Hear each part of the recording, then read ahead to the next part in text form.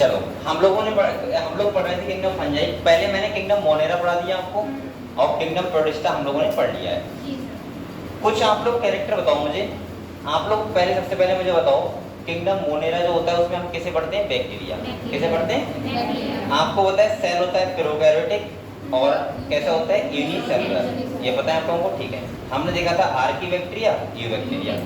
उसके बाद 3 टाइप देखे थे, थर्मोएसिडोफिल्स, हेलोफिल्स और मीथेनोजेंस। ये देखा था। इसके बाद मैंने तुमको बताया था कि अगर हम यू बैक्टीरिया की बात करें तो हम पढ़ते हैं बीजीए, ब्लू ग्रीन एल्गी, या हम लोग पढ़ते हैं साइनोबैक्टीरिया। सही है। बताओ कौन सा सेल होता है साइनोबैक्टीरिया के पास जो एंटीमिक्स करता है? हेट्रोसिस्ट। कौन सा होता है? और इसका जो एग्जाम्पल था वो था बैक्टीरिया का नाम नोस्टॉक और एनाबीना। ये हम लोगों ने पढ़ा था।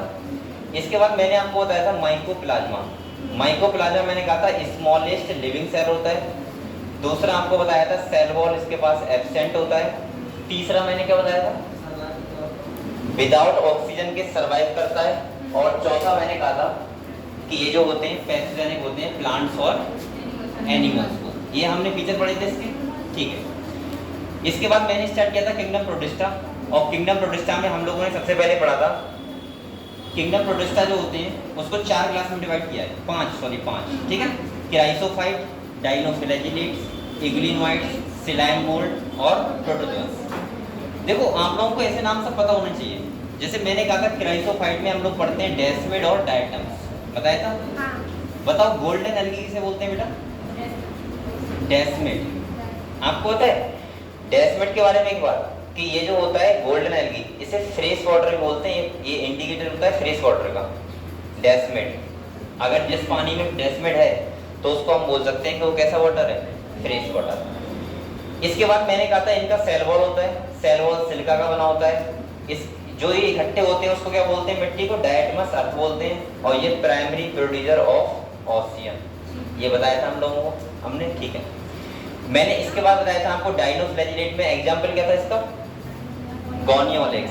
मैंने आप लोगों से ये कहा था जब भी नीट में या क्वेश्चन में 2 फ्लैजेला की बात हो कि 2 फ्लैजेला हैं, जैसे डाइनोफ्लैजिलेट, डाइनो मतलब ध्यान रखा करो 2 और फ्लैजिलेट मतलब फ्लैजेला। अगर 2 फ्लैजेला हैं, अगर क्वेश्चन में ऐसे लिखा है ट्रांसवर्स लॉन्गिट्यूड तो हम कहाँ अपना दिमाग लगाएंगे? डाइनोफ्लैजिलेट। और अगर लिखा है कि एक शॉर्ट और एक लॉन्ग तो हम क्या देखते हैं? यूग्लिना। क्या देखते हैं? इसके बाद मैंने कहा था डाइनोफ्लैजिलेट फोटोसिंथेटिक होते हैं। एग्जाम्पल गोनियोलेक्स, रेड टाइड आपने देखा होगा वहाँ पे। अकॉर्डिंग टू पिगमेंट्स इनके कलर बहुत सारे टाइप के हो सकते हैं। ये सब बातें हमने पढ़ी थी। इसके बाद मैंने यूग्लिना के बारे में बताया था सबसे अच्छा फीचर ये कैसा होता है? मिक्सोट्रॉफिक, यानी कि अगर सनलाइट है तो ये काम करेगा ऑटोट्रॉफिक की तरह, और अगर सनलाइट नहीं है तो हेटेरोट्रॉफिक, मतलब है कि ये शिकार भी कर लेगा। ठीक है। इसके बाद मैंने कहा था आप लोग बताओ बेटा यूग्लिना के पास भी 2 फ्लैजेला होते हैं, एक शॉर्ट और एक लॉन्ग। इसके यूग्लिना रहता कहाँ है? स्टैग्नेंट वाटर, मतलब होता है रुके हुए पानी, ठहरे हुए पानी में रहता है। ठीक है। ये हमने बात की थी। इसके बाद सिलाइम मोल्ड की मैंने 2 कंडीशन बताई थी आपको। आप लोग बताओ सिलाइम मोल्ड कैसे होते हैं? सेप्रोफिटिक। कैसे होते हैं? मैंने कहा था अगर, इधर देखो बेटा, मैंने कहा था अगर सिलाइम मोल्ड की बात करें हम, देखो अगर मैं सिलाइम मोल्ड की बात करूं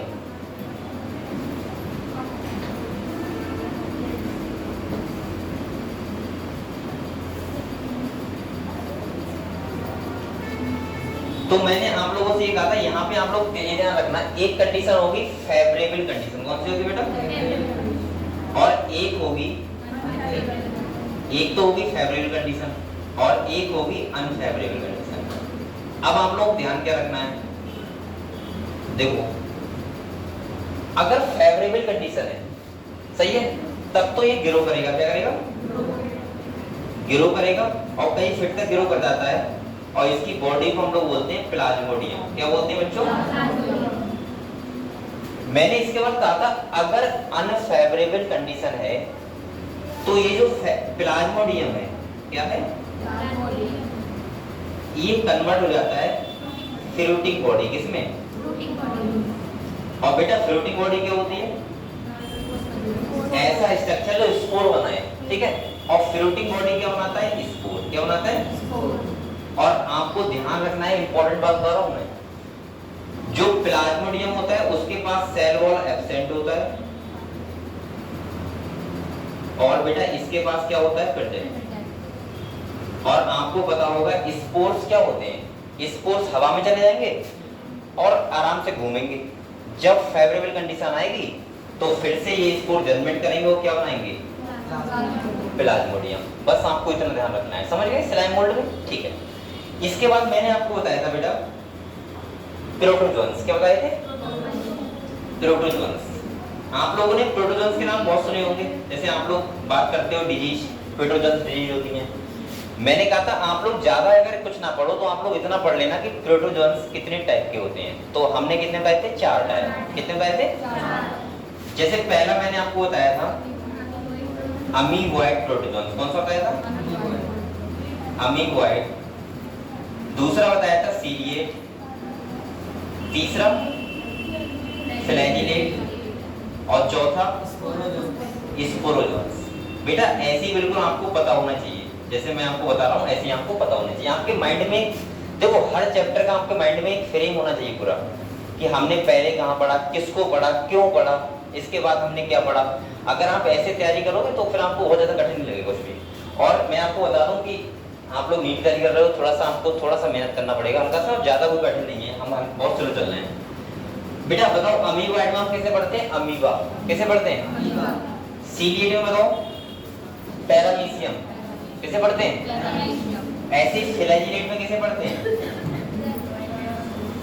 किसे? जैसे अमीबा में पढ़ते हैं अमीबा, किसे पढ़ते हैं? इसके बाद सीलिएट में पढ़ते हैं पैरामीशियम, इसके बाद इसे पढ़ते हैं ट्राइपैनोसोमा। किसे पढ़ते हैं? और यहाँ पढ़ते हैं हम लोग। अच्छा आप लोग एक बात ध्यान रखना, आप लोग कहोगे सर आपने अभी प्लाज्मोडियम लिखा था पहले, वो खाली प्लाज्मोडियम था, और ये प्लाज्मोडियम ये बेटा होता है मलेरियल पैरासाइट। क्या होता है? जो मलेरिया करता है हमें वो होता है, सही है। तो यहाँ तक हम लोगों ने पढ़ लिया है, और मैं आपको ये चीजें काफी दिन से पढ़ा रहा हूँ। हम लोगों ने स्टार्ट किया था किंगडम फंजाई। क्या क्या था? मैंने आपको किंगडम फंजाई के बारे में क्या क्या बता दिया, एक बार मैं थोड़ा सा बता रहा हूँ आपको, इसके बाद हम लोग आगे बढ़ जाएंगे। देखो हम लोगों ने जो स्टार्ट किया था वो किया था किंगडम फंजाई। आज ये चैप्टर खत्म हो जाएगा, और हम लोग ध्यान रखना बेटा, बच्चे की छुट्टी करते, देखो आज छुट्टी कर दी बहुत बच्चों ने, बरसाती हो रही थी कि भीग जाते हैं आप लोग, छाता वाता ले लिया करो, टमटम से आ जाया करो। क्या हो जाती है? अब देखो एक बात और सुनो, किंगडम फंजाई वो ये तो पढ़ लेंगे हम लोग, लेकिन जब हम पढ़ेंगे किंगडम प्लांटी, अगर तुमने एक भी क्लास छुट्टी कर दी, या किंगडम एनिमलिया में, ये सब ऐसे चैप्टर है ना कि एक सीक्वेंस में है। जैसे आप लोग किंगडम एनिमलिया पढ़ोगे, अगर मैं डायरेक्ट आपको पढ़ाने लगूं प्लेटी हेलमिंथेस, आपको मजा आएगा क्या? जब तक आप समझोगे नहीं कि पॉलीफेरा क्या था। ऐसे ही मान लो अगर मैं आप मान लो एक दिन नहीं आए, और अगले दिन को मैं पता क्या पढ़ा रहा हूँ? ब्रायोफाइट्स। आप खाली क्लास में बैठे रहोगे, आपको 1% समझ में नहीं आएगा। इसीलिए मैं कहता हूँ कि डेली रहा करो, बस चाहे थोड़ा बहुत अगर प्रॉब्लम है, दर्द हो रहा है, या फिर मान लो बुखार है किसी को, तो यहाँ थोड़ा सह लिया करो। ऐसा तो मैंने कभी सुना है आपने कि पढ़ते पढ़ते वो एक्सपायर हो गया बच्चा? नहीं सुना होगा ना। तब सुना होगा कि वो पढ़ने से डिप्रेशन में एक्सपायर हो गया, ठीक है, ऐसा होता है। क्या कोई पढ़ते पढ़ते मरा है क्या? तो आप लोग पढ़ाई करो मेहनत से, ठीक है। कभी ऐसा नहीं होगा कि पढ़ते पढ़ते आपको हार्ट अटैक आ गया, कभी नहीं होगा, समझ रहे हो? तो इसीलिए पढ़ाई एक जरूरी है। अब देखो आप लोग किंगडम फंजाई, किंगडम फंजाई की अगर मैं बात करूं तो मैंने कहा था यहाँ पे सारे के सारे एनिमल कैसे होते हैं? Multi cellular. कैसे होते हैं? दूसरा बताओ यहाँ पे इनके पास सेल कौन सा होता है? यूकैरियोटिक। तीसरा मैंने कहा था बेटा ये कैसे होते हैं? हेटेरोट्रॉफिक। अच्छा एक बार बताओ मुझे बच्चों, हेटेरोट्रॉफिक का मतलब क्या होता है? परपोषी, यानी कि ये यूनिक किंगडम है, अकेला ऐसा किंगडम है जिसमें सारे के सारे कैसे हैं? हेटेरोट्रॉफिक। समझ गए? अब मैंने आपको बताया था बेटा हेटेरोट्रॉफिक तो है ये, लेकिन ये हेटेरोट्रॉफिक में भी 3 टाइप से रह सकते हैं। कितने टाइप से? 3। या तो ये पैरासाइट की तरह रह सकते हैं। पैरासाइट का मतलब क्या होता है बच्चों? परजीवी, किसी दूसरे के ऊपर रहे और वहां क्या करें, डिजीज करें, सही है, तो उसे बोलते हैं पैरासाइट। कोई एग्जांपल बता सकता है इसका? पैरासाइट बताओ। एल्ब्यूगो बताया था मैंने, जो मस्टर्ड प्लांट पे रहता है, एल्ब्यूगो। हाँ, तो ये सब पैरासाइट है, ठीक है। जैसे मैंने बताया था बेटा एल्ब्यूगो, हाँ आ जाओ। अच्छा, इसके बाद दूसरा ये रह सकते हैं कैसे, सिम्बायोट तरीके से। इसका मतलब हिंदी में क्या होता है बेटा? सहजीवी, साथ में रहना, एक को फायदा दूसरे से, दूसरे को फायदा तीसरे से, नहीं उसी से मतलब पहले को फायदा दूसरे, दूसरे को तीसरे से, चैन ना रहेगा, पहले को दूसरे से, दूसरे को पहले से। तो यहाँ मैंने क्या बताया था, लाइकेन। क्या बताया था बेटा? मैंने कहा था एल्गी और फंगस साथ साथ रहते हैं, तो फंगस को एल्गी से फायदा होता है और एल्गी को फंगस से। अच्छा, दूसरा मैंने एक और बताया था, माइकोराइजा, बताया था आप लोगों को बेटा। ये यहाँ मैंने ये बताया था कि जब फंगस किसी रूट के साथ रहता है, जड़ के साथ रहता है किसी प्लांट के, तो उसको बोलते हैं माइकोराइजा। तीसरा जो सैप्रोफिटिक टाइप होता है, वो तो मोस्टली फंगस होती है, ठीक है, ये बताने वाली बात नहीं है। जितने भी हम फंगस पढ़ेंगे वो बेसिकली ऐसे ही होते हैं, ठीक है। चलो, ये तो हो गए इसके बेसिक फीचर। अच्छा, मैंने इसके बाद कहा था फंगस जो होते हैं, फंगस का हैबिटेट भी क्या होता है, अलग अलग होता है, लेकिन जो बेस्ट हैबिटेट होता है वो कैसा होता है, वार्म प्लेसेस, जहाँ पे थोड़ा टेम्परेचर ज्यादा रहे, ह्यूमिड प्लेसेस, ये होते हैं। दूसरा आपको ध्यान रखना है फंगस के बारे में, मैंने कहा था ये बने किससे होते हैं, हाइफे। किससे बने होते हैं? मैंने कहा था बेटा, अगर मैं इसकी बात करूं, हाइफे, हाइफे क्या होता है, थ्रेड लाइक बॉडी होती है जिसे बोलते हैं हाइफे। और हाइफे दो टाइप से मैंने बताया था, कितने टाइप के होते हैं, दो टाइप के। एक होता है सेप्टेट। देखो आप लोग एक बात समझो, कहीं आप लोग इसमें तो कंफ्यूजन नहीं हो रहे, सेप्टेट सर क्या होता है, एसेप्टेट क्या होता है। जैसे मान लो ये हाइफे है, यहाँ देखो, आपको पता होगा जनरली एक सेल के अंदर कितना न्यूक्लियस होता है, पता है आपको? न्यूक्लियस क्या होता है, केंद्रक, एक होता है बेटा। एक केंद्रक का मतलब है कि जैसे ये हाइफे है, इसके बीच में एक बॉल होगी, क्या होगी, बॉल मतलब सेल बॉल, ये ऐसे, सही है। और एक बॉल, दो बॉल के बीच में एक ही न्यूक्लियस होगा, इसको बोलते हैं सेप्टेट कंडीशन। क्या बोलते हैं?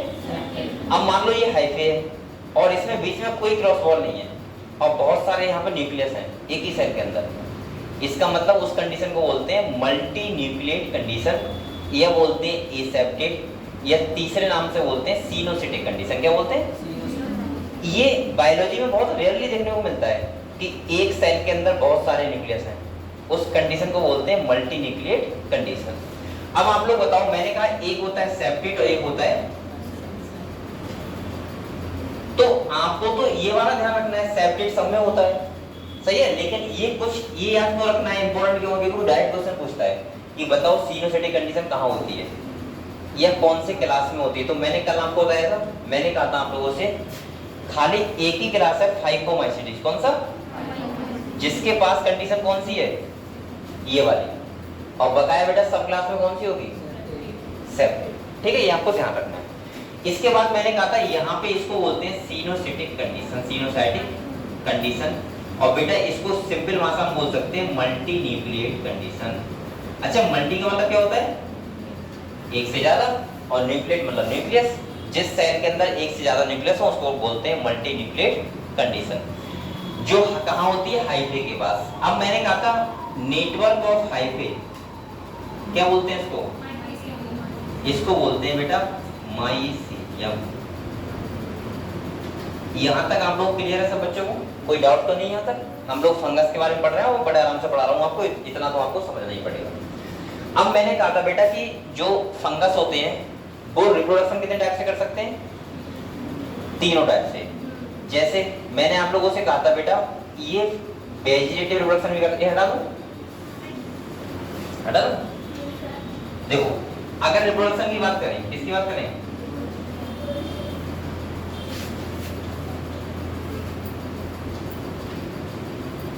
बेटा यहाँ पे आपको क्या ध्यान रखना है, देखो रिप्रोडक्शन तीन टाइप से कर सकते हैं, कितने टाइप से, एक तो ये कर सकते हैं वेजिटेटिव,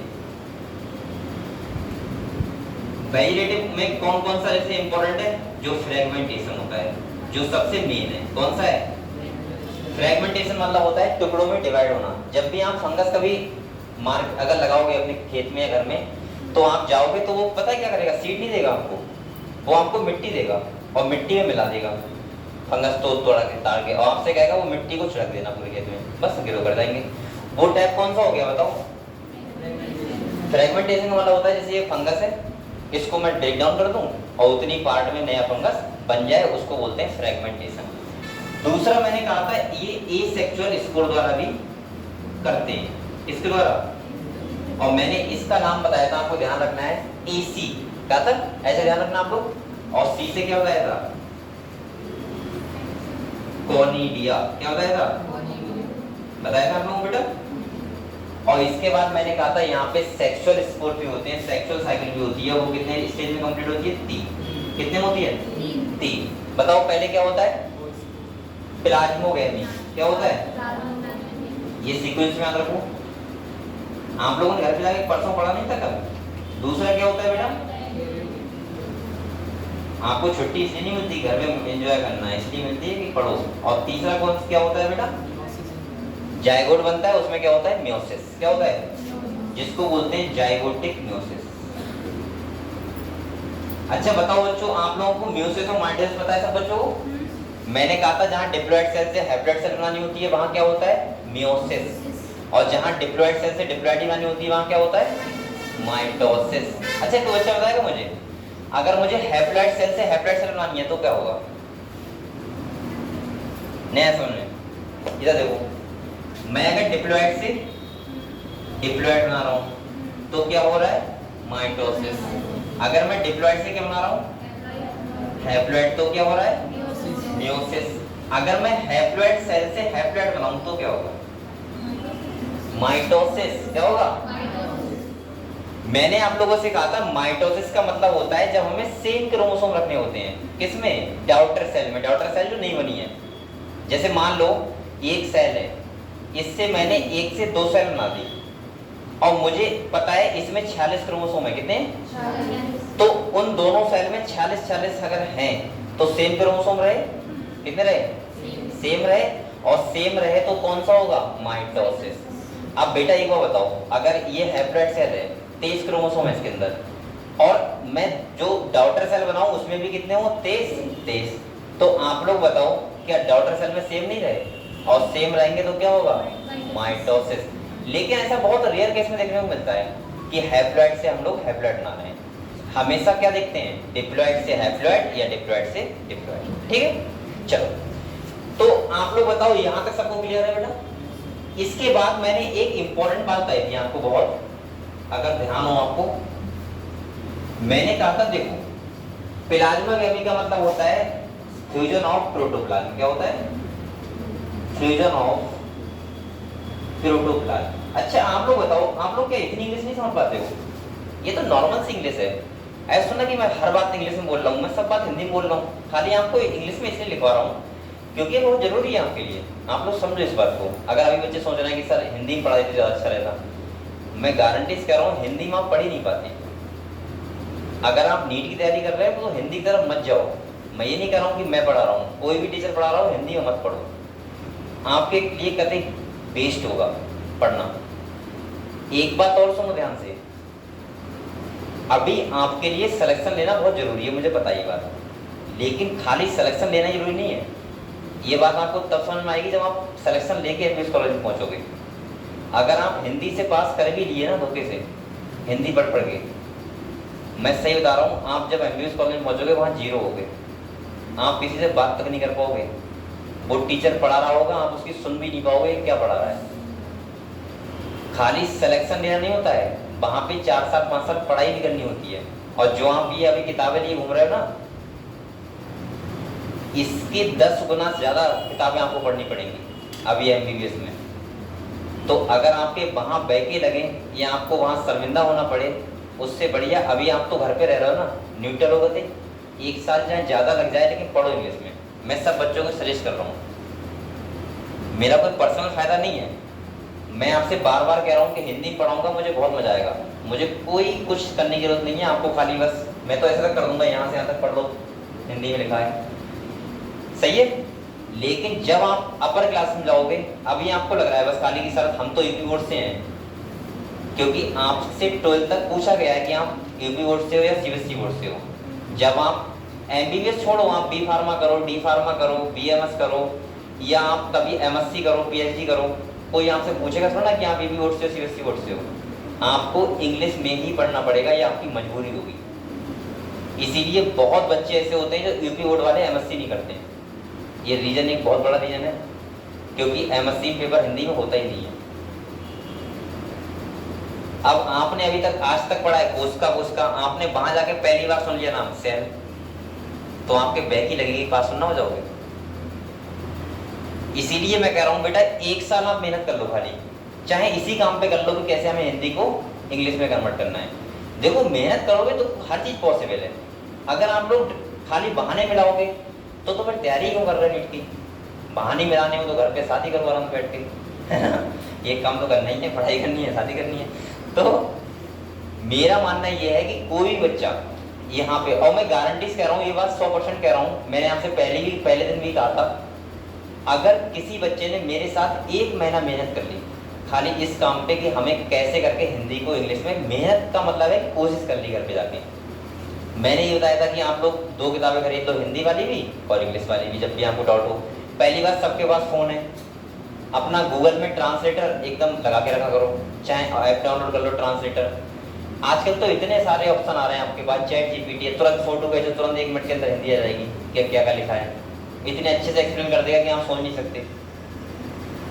तब ऐसे दौर में अगर आप नहीं कर पा रहे तो फिर तो बहुत वैसी बात है।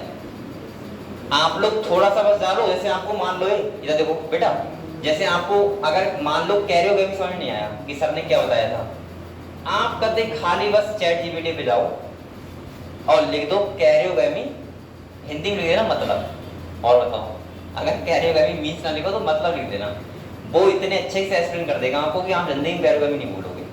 अब एक बार याद कर लो, बस एक बार बताओ मुझे, अगर जो यूपी बोर्ड वाले बच्चे उनसे पूछ रहा हूँ मैं, या जो हिंदी में पढ़ना चाहते हैं, आप लोग बताओ बेटा, अगर आपको कैरियोग्राफी याद करना पड़ रहा है तो क्या इसकी इंग्लिश कुछ नहीं होगी, वो हिंदी कुछ नहीं होगी, वो भी तो आपको याद ही तो करना पड़ेगा।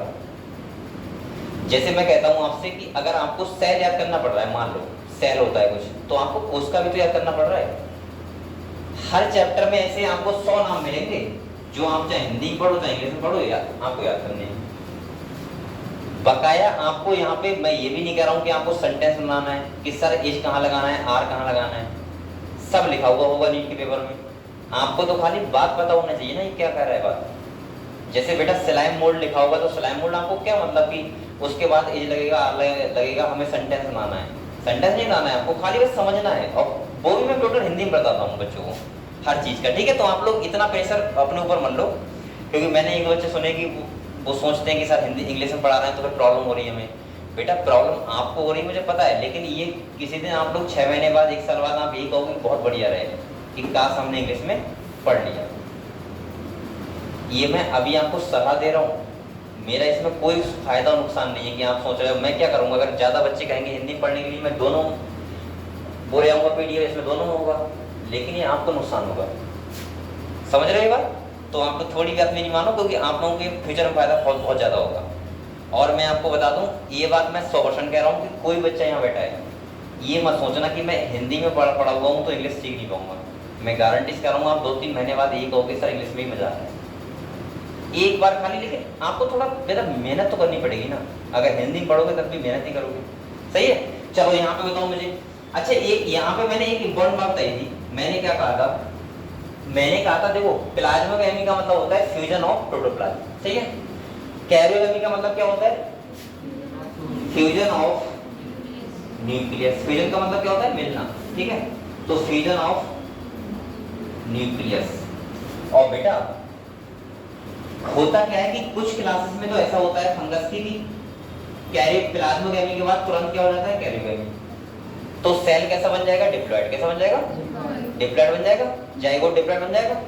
लेकिन कुछ क्लासेस में ऐसा होता है कि प्लाज्मोगेमी के बाद कैरियोगेमी तुरंत नहीं होती है, और तुरंत नहीं होती तो वहां में देखने को मिलता है बेटा N+N, और इस स्टेज को बोलते हैं डाइकैरियोन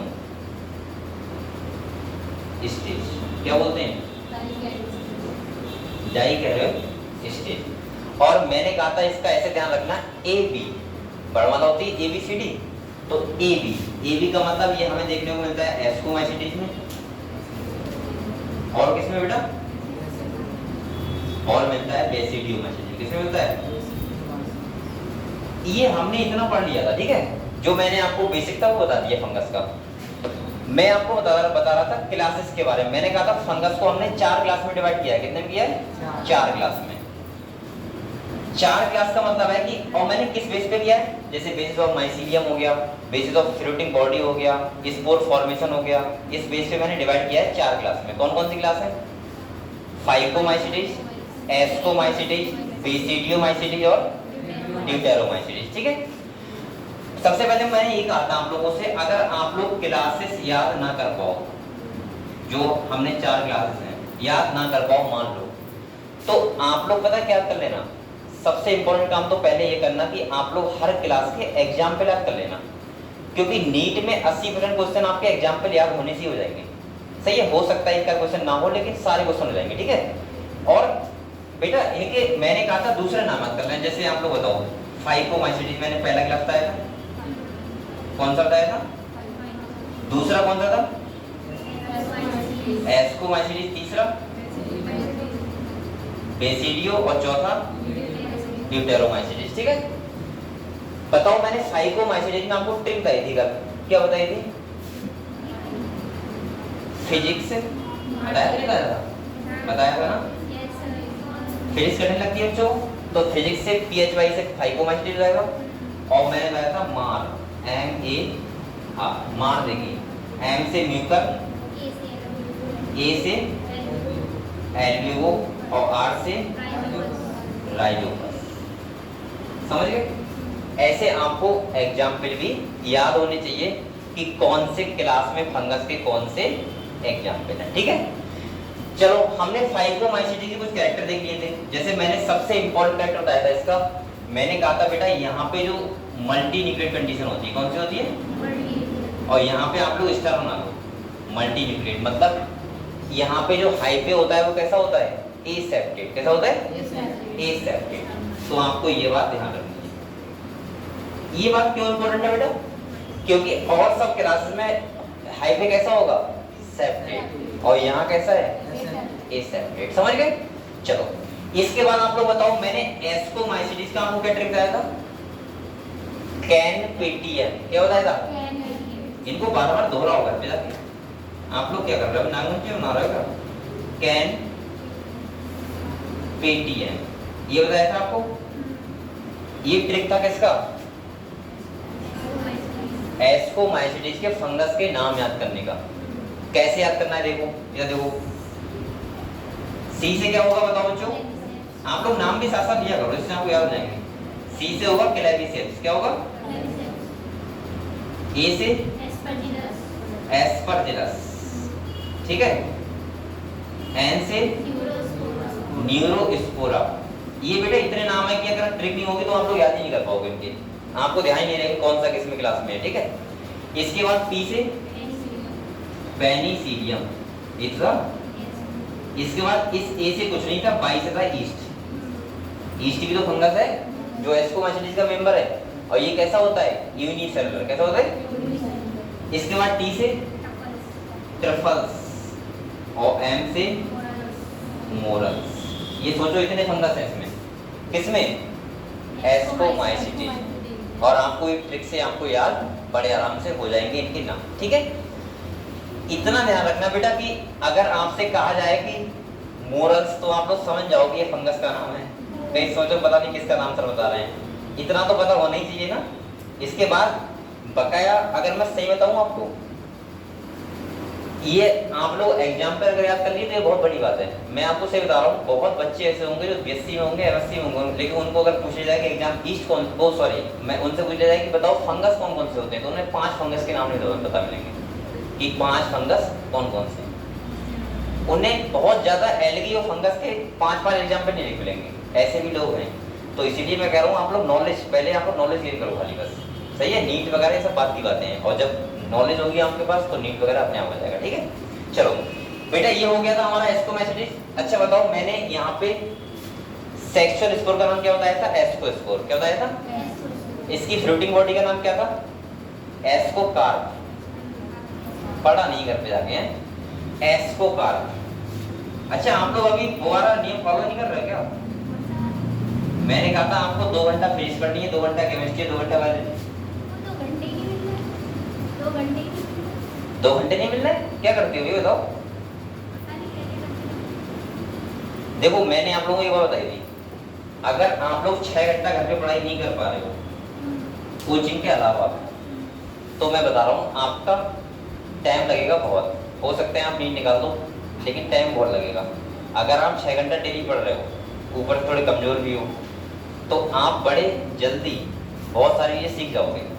और ये तब होता है बेटा, एक बात और होता है, पढ़ाई करने का मतलब नहीं होता है पढ़ाई रेगुलर होनी चाहिए, इससे मतलब होता है। इससे नहीं होता कि आपने संडे को 8 घंटा पढ़ लिया, फिर सोमवार मंगल बुधवार कुछ नहीं पढ़ा, तो वो आपका 8 घंटे का क्या है? बेकार है। मैं नहीं मानता कि आपने 8 घंटा पढ़ा है, वो खाली आपने टाइम पास कर लिया बस। मैंने कहा था आप लोग 2 घंटा पढ़ो चाहे भले, लेकिन डेली पढ़ो, छूटना नहीं चाहिए एक भी दिन। उससे पता क्या होता है? रेगुलरिटी होती है। रेगुलरिटी का मतलब कि हमने कल क्या पढ़ा था और आज हम जब उसी चीज को पढ़ेंगे तो बहुत जल्दी याद हो जाएगा।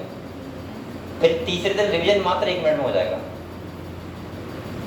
मैं सही बता रहा हूँ, जो बच्चे यहाँ डेली क्लास में आते हैं, तुम घर पे जाना और जो मैं आज पढ़ाऊँ उसको खाली 10 मिनट देख लेना बस बैठ के शांत माइंड से। आप लोगों का 10 मिनट में हो जाएगा कवर। और जब आप दूसरे दिन तीसरे दिन पढ़ोगे तो आपको बहुत आसानी से वो चीज़ याद हो जाएगी। लेकिन अगर आपने आज घर जाके 10 मिनट नहीं देखा और 3 दिन बाद बोला कि मैंने आज का पढ़ाया था, तो आप लोगों को वही चीज़ बहुत टाइम लेगी याद करने में। ये सब रेगुलरिटी से होता है, और जो बच्चा ये फॉलो करेगा देखो भला उसी का होगा, ध्यान रखना। चलो अगले देखो, अगला हमारा क्लास आता है कौन सा बेटा? बेसिडियोमाइसीटी। कौन सा आता है?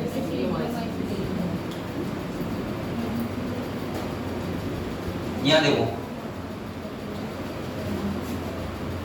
बेसिडियोमाइसीटीज, और इसके बाद क्लास कौन सा है? ड्यूटेरोमाइसीटीज। सही है। जैसे हम लोगों ने वहां फ्लोटिंग बॉडी का नाम क्या था बताओ?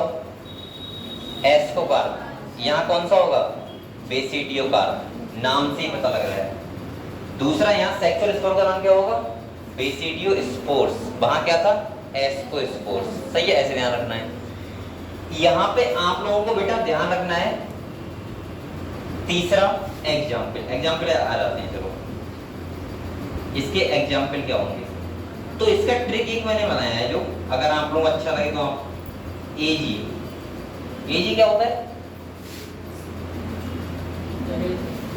एजी कुछ और नहीं है, एजी जो तुम समझ रहे हो।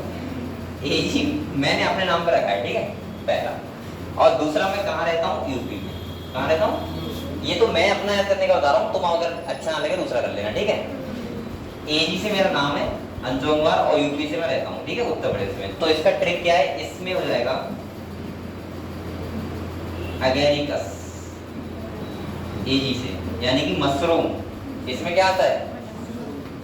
यू से हो जाएगा अस्टिलागो, और पी से हो जाएगा पक्सीनिया। जो डिजीज कौन सी करता है? Wheat rust. पता है आपको?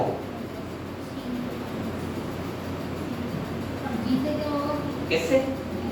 एजी यानी ना एजी, अगेरिकस मशरूम। समझ गए आप लोग? तो बेटा ये इसकी ट्रिक है, जो आप लोग मशरूम खाते हो इसी में आता है। तो इसमें 3 ही फंगस याद करने हैं, अगेरिकस, अस्टिलागो और पक्सीनिया। किसमें? बेसिडियोमाइसीटी, ठीक है।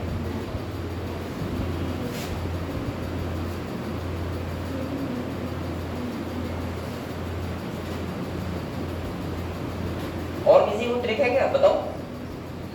किसी बच्चे की है ट्रिक कोई? तो फिर यही याद कर लो। है किसी की? कौन सी है? बताओ बताओ।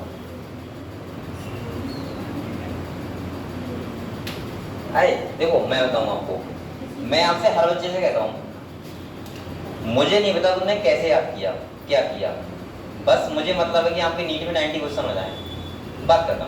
सही है, मुझे नहीं पता कि आप लोग कैसे करके लेके आए, कौन सी आपने चादर बोली है, कौन सा भंडारा बोला, ठीक है। वहां पे आपका एक्यूरेसी 100% चल जाए। मैंने एक बच्चे का एग्जाम्पल बताऊं आपको, एक बच्चे का इसी साल बता रहा हूँ। एक बच्चे के फिजिक्स में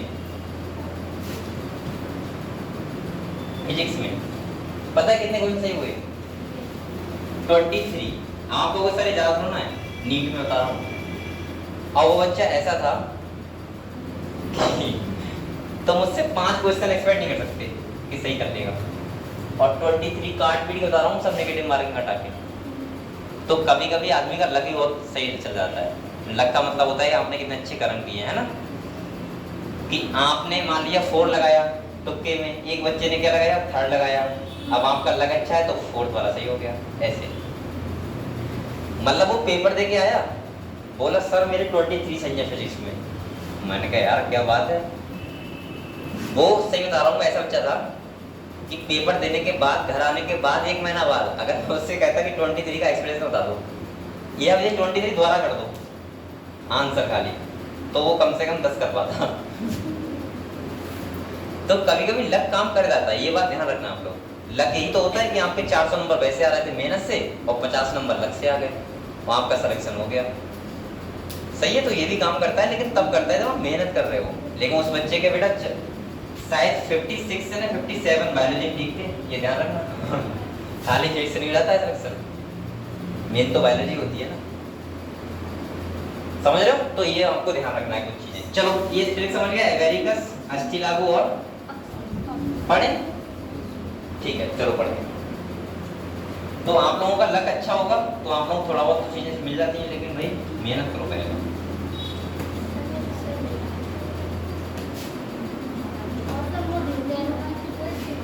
अभी बता देंगे, अभी पढ़ रहे हैं, ठीक है।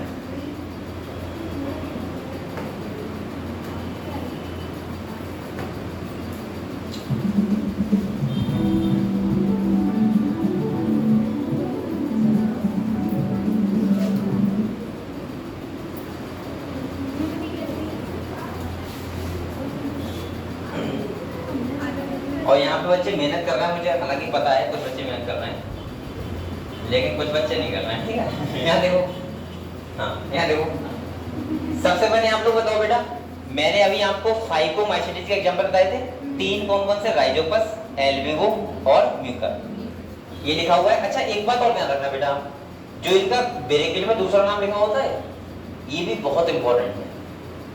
जैसे वो पता है क्या बोलेगा, वो ये नहीं पूछेगा आपसे कि बताओ एल्बिगो कौन से क्लास का मेंबर है, ये पूछ सकता है, लेकिन मुझे लगता है ज्यादा चांस इसके हैं कि वो ये पूछेगा कि बताओ उस पैरासाइटिक फंगस का नाम जो मस्टर्ड प्लांट पे रहता है, तो क्या होगा, एल्बिगो। तो ब्रैकेट में क्या लिखा है, the parasitic fungi on mustard plant. ऐसी एनिमल किंगडम में एग्जाम्पल याद करना जरूरी होता है, लेकिन साथ में दोनों नाम याद करना बहुत जरूरी होता है, तो आपको ध्यान रखना है बेटा। इसके बाद देखो हमने तो पढ़ लिया था, अगले आते हैं बेसिडियोमाइसीटी, किस पे आते हैं? अच्छा ये एक बात और सुनो, इससे भी इंपॉर्टेंट बात है कि कई बार नीट में क्वेश्चन आ चुका है, कई बार वो खाली इतना पूछता है बताओ एस्कोमाइसीटी को दूसरे नाम से क्या बोलते हैं, सैक फंजाई। कई बार ऐसे बताओ बेसिडियोमाइसीटी दूसरे नाम से क्या बोलते हैं, ब्रैकेट फंजाई या पफबॉल या फिर मशरूम, समझ गए? ऐसी ड्यूटेरोमाइसीटी क्या बोलते हैं बताओ, इम्परफेक्ट फंजाई। ये सब आप लोग पॉइंट स्टार बनाओ, यहां से ये क्वेश्चन नीट में आ ही जाता है हमेशा। तो देखो बेसिडियोमाइसीटी एक बार देख लो बेटा, देखो देखो लिखा है commonly known form of basidiomycetes are mushroom, क्या है? मैंने आप लोगों से कहा था मशरूम इसी का मेंबर है। कह रहा है इसको दूसरे नाम से क्या बोलते हैं, स्टार बनाओ पे, डायरेक्ट क्वेश्चन आएगा ब्रैकेट फंजाई किसे बोलते हैं। अगले कह रहा है और पफ बॉल, मतलब हर एग्जाम में क्वेश्चन आते हैं, तो जो इनके सेकंड नेम है आपको एक क्वेश्चन हर एग्जाम में मिलेगा, चाहे कोई सा भी देना, और जब टेस्ट दोगे तो हर टेस्ट में एक क्वेश्चन मिलेगा आपके। मैं बहुत सारे क्वेश्चन ऐसे ही करवा दूंगा, ठीक है, जो आपको मिलेंगे मिलेंगे। अब आपकी गलती यहाँ पे याद ना कर रहा हूँ। दे ग्रो इन सॉइल, ये मिट्टी में, ऑन लॉक्स, लॉक्स मतलब जो पेड़ कट जाते हैं, लट्ठे वगैरह होते हैं, उनको बोलते हैं। And tree stump and in living plant body are parasite. जैसे यहाँ पे लिखा है रस्ट और स्मट। कह रहा था माइसीलियम, आप बताओ आप लोग, मैंने कहा था माइसीलियम सबकी कैसी होगी, सेप्टेट, तो याद ही नहीं करना है, तो सबकी कैसी है। कह रहा था asexual spore are generally not found. अब ये फायदा हो गया कि हमें यहाँ पे याद करने की जरूरत नहीं है एसेक्सुअल स्पोर, ठीक है। और कह रहा है बेटा बट वेजिटेटिव रिप्रोडक्शन आपको बताया किसके द्वारा होता है, फ्रेगमेंटेशन, सब में होता है, चाहे फंगस हुआ चाहे एल्गी हुआ, अगर वेजिटेटिव लिखा है तो किसके द्वारा होता है, फ्रेगमेंटेशन। कह रहा था sex organ are absent, but अब यहाँ सेक्स ऑर्गन एब्सेंट होते हैं, इसका मतलब क्या है देखो, but plasmogamy is brought about by fusion of two vegetative और सोमेटिक सेल। आप लोग बताओ, आप लोग ये समझते हो सोमेटिक सेल कौन सी होती हैं, जैसे आपकी बॉडी में सोमेटिक सेल कौन सी हैं, बताओ। सोमेटिक सेल हमारी बॉडी की, ये सब सोमेटिक सेल ही तो है। और जर्म सेल कौन सी होती है, जो गैमीट बनाती हैं, क्या बनाती हैं, गैमीट, उनको बोलते हैं जर्म सेल। और सोमेटिक सेल किसे बोलते हैं, जो गैमीट नहीं बनाती हैं। वैसे हमारे बेसिक फंक्शन करती हैं बॉडी के। तो कह रहे हैं देखो somatic cell of different strain of genotype. तो यहाँ पे ये बात कर रहा है कि दो वेजिटेटिव जो सेल होंगी, वेजिटेटिव मतलब जैसे कोई सेल हो सकती हैं, उनका क्या होता है, प्लाज्मोगैमी होता है, क्या होता है। अगर बेटा जर्म सेल होती है तो सेक्स ऑर्गन होते हैं ना यहाँ पे, लेकिन वो एब्सेंट है। और क्या है, the resultant structure is dikaryotic. मैंने आप लोगों को एक स्तर ना यहाँ पे, मैंने आप लोगों को बोला है एस्कोमाइसीटीज और बेसिडियोमाइसीटीज में हमें डाइकैरियोटिक स्टेज देखने को मिलती है। हर टेस्ट में क्वेश्चन मिलेगा आपको, नीट के पेपर में 99% आ सकता है। अब ये बात मैं जब साफ साफ बता रहा हूँ तो आप लोग याद रखो, डाइकैरियोन स्टेज, इसका मतलब होता क्या है बेटा, N प्लस N, मतलब एक सेल के अंदर दो न्यूक्लियस, कितने, दो, और ये दो क्लास में मिलती है, एस्कोमाइसीटीज और बेसिडियो। अब आपको देखो एक बात सुनो, आप लोगों को इन क्लासेस के कैरेक्टर नहीं पढ़ना है, मत पढ़ो, मैं बार बार कह रहा हूँ, लेकिन कुछ चीजें तो याद रखो। जैसे मैंने कहा डाइकैरियोटिक स्टेज किस क्लास में होती है, आपको पता है, ये दिमाग में होना चाहिए। मैंने कहा बताओ सिनोसिटिक कंडीशन कौन से क्लास में होती है, आपको दिमाग में होनी चाहिए, फाइकोमाइसीटीज। ऐसे ही आपके दिमाग में होनी चाहिए कि मैंने बोल दिया एकदम सेक फंजाई, बताओ किस क्लास को बोलते हैं, तो आपके दिमाग में होना चाहिए एस्कोमाइसीटीज को। मैंने कह दिया कि बताओ मशरूम किस क्लास में पाया जाता है, आपको दिमाग में होना चाहिए पफबॉल किसे बोलते हैं, मशरूम के वाली क्लास को बोलते हैं। इम्परफेक्ट फंजाई किसे बोलते हैं, ड्यूटेरोमाइसीटीज को बोलते हैं। मतलब और फिर साथ में एग्जाम्पल, अगर इतना पता है तो मैं आपसे अभी कह रहा हूँ, उसके अलावा कुछ मत पढ़ना। देखो मैं आपको क्यों पढ़ाऊँ ऐसा एक्स्ट्रा जो खाली फालतू में, आपको खाली साइंटिस्ट नहीं बनना है, आपको भाई 90 क्वेश्चन करने हैं। और यहीं से आपके अगर फंगस से एक या दो क्वेश्चन मिले आपको, तो बस यहीं से मिलेंगे जो मैं बता रहा हूँ, सही है। अब आपकी कहते किस्मत ही बेकार है, तो हो सकता है वही नजर से आ जाए, लेकिन आएगा नहीं, मैं आपको बताता हूँ, ठीक है, कोई बात नहीं। अगले देखो, कह रहा है बेटा यहाँ पे कौन सी स्टेज है, डाइकैरियोटिक स्टेज। कह रहा है which ultimately give rise to basidium. कह रहा है karyogamy and meiosis take place in the basidium producing 4 basidiospores. आप लोग बताओ, जब भी स्पोर लिखा होगा तो उससे पहले लिखा होगा हमेशा मियोसिस, क्या लिखा होगा, क्योंकि मियोसिस में ही हैप्लॉइड सेल बनती है। और बेटा स्पोर कैसे होते हैं, हैप्लॉइड, कैसे होते हैं, हैप्लॉइड। अगले कह रहे हैं the basidiospore are exogenously produced on the basidium, और इसकी फ्लोटिंग बॉडी क्या बोलते हैं, जैसे हमने एस्कोमाइसीटीज देखा था, फ्लोटिंग बॉडी क्या बोला था, एस्कोकार, ऐसे यहाँ क्या बोल रहे हैं, बेसिडियोकार, समझ गए, ठीक। और स्पोर्स को क्या बोलेंगे बेटा, बेसिडियो स्पोर, ये लिखा है। अगले देखो, इसके एग्जांपल देखो, अगैरिकस इसे क्या बोलते हैं, मशरूम, अस्टिलाको स्मट जो डिजीज करता है, और कह रहा है बेटा एंड पक्सीनिया कौन सा है, जो रस्ट फंगस। मैंने ट्रिक क्या बताई थी, AGUP, समझ गए। AG का मतलब क्या है, वैसे ट्रिक का मतलब क्या है, मेरा नाम, ठीक है, AG, चलो अच्छा नाम है। अभी देखते हैं डिटेरोमाइसीटीज क्या है। डिटेरोमाइसीटीज का मतलब होता है इम्परफेक्ट फंजाई। क्या होते हैं, सबसे पहले कहाँ लिखा है, ये लिखा है, स्टार बनाओ यहाँ पे, इम्परफेक्ट फंजाई, सही है। स्टार बनाते रहो, 80 क्वेश्चन आपको स्टार से ही मिलेंगे, फिर बाद में को बताया नहीं। समझ रहे हो। अगले देखो, कह रहा है बिकॉज ओनली द एसेक्सुअल और vegetative phase of these fungi are known. यहाँ पे पता है क्या होता है, देखो इम्परफेक्ट से इसलिए बोलते हैं क्योंकि यहाँ पे सेक्सुअल रिप्रोडक्शन नहीं होता है। जब हमें पता लगता है कि कोई फंगस हमने जैसे डिस्कवर किया, हमने किस में रख दिया, ड्यूटेरोमाइसीटीज में, जैसे यहाँ पता लगा सेक्सुअल रिप्रोडक्शन इसमें हो रहा है और जिसके अकॉर्डिंग हो रहा है उसी क्लास में हम लोग ट्रांसफर उसको कर देते हैं, इसीलिए इनको बोलते हैं इम्परफेक्ट फंजाई। तो कह रहा है when the sexual form of these fungi were discovered, लिखा है वो बेटा, they were move into class they rightly belong to, मतलब जिस क्लास के लिए सही से होते हैं उसी में हम ट्रांसफर कर देते हैं। कह रहा है it is also possible that the asexual and vegetative stage have been given one name and place under deuteromycetes and the sexual stage another, बाद में हम दूसरे उसमें भेज देते हैं। Later when the linkage were establish the fungi were correctly identified and move out of deuteromycetes. तो ये कह रहा है कि ये कई क्लासों की क्या होती है, लिंकेज का मतलब होता है,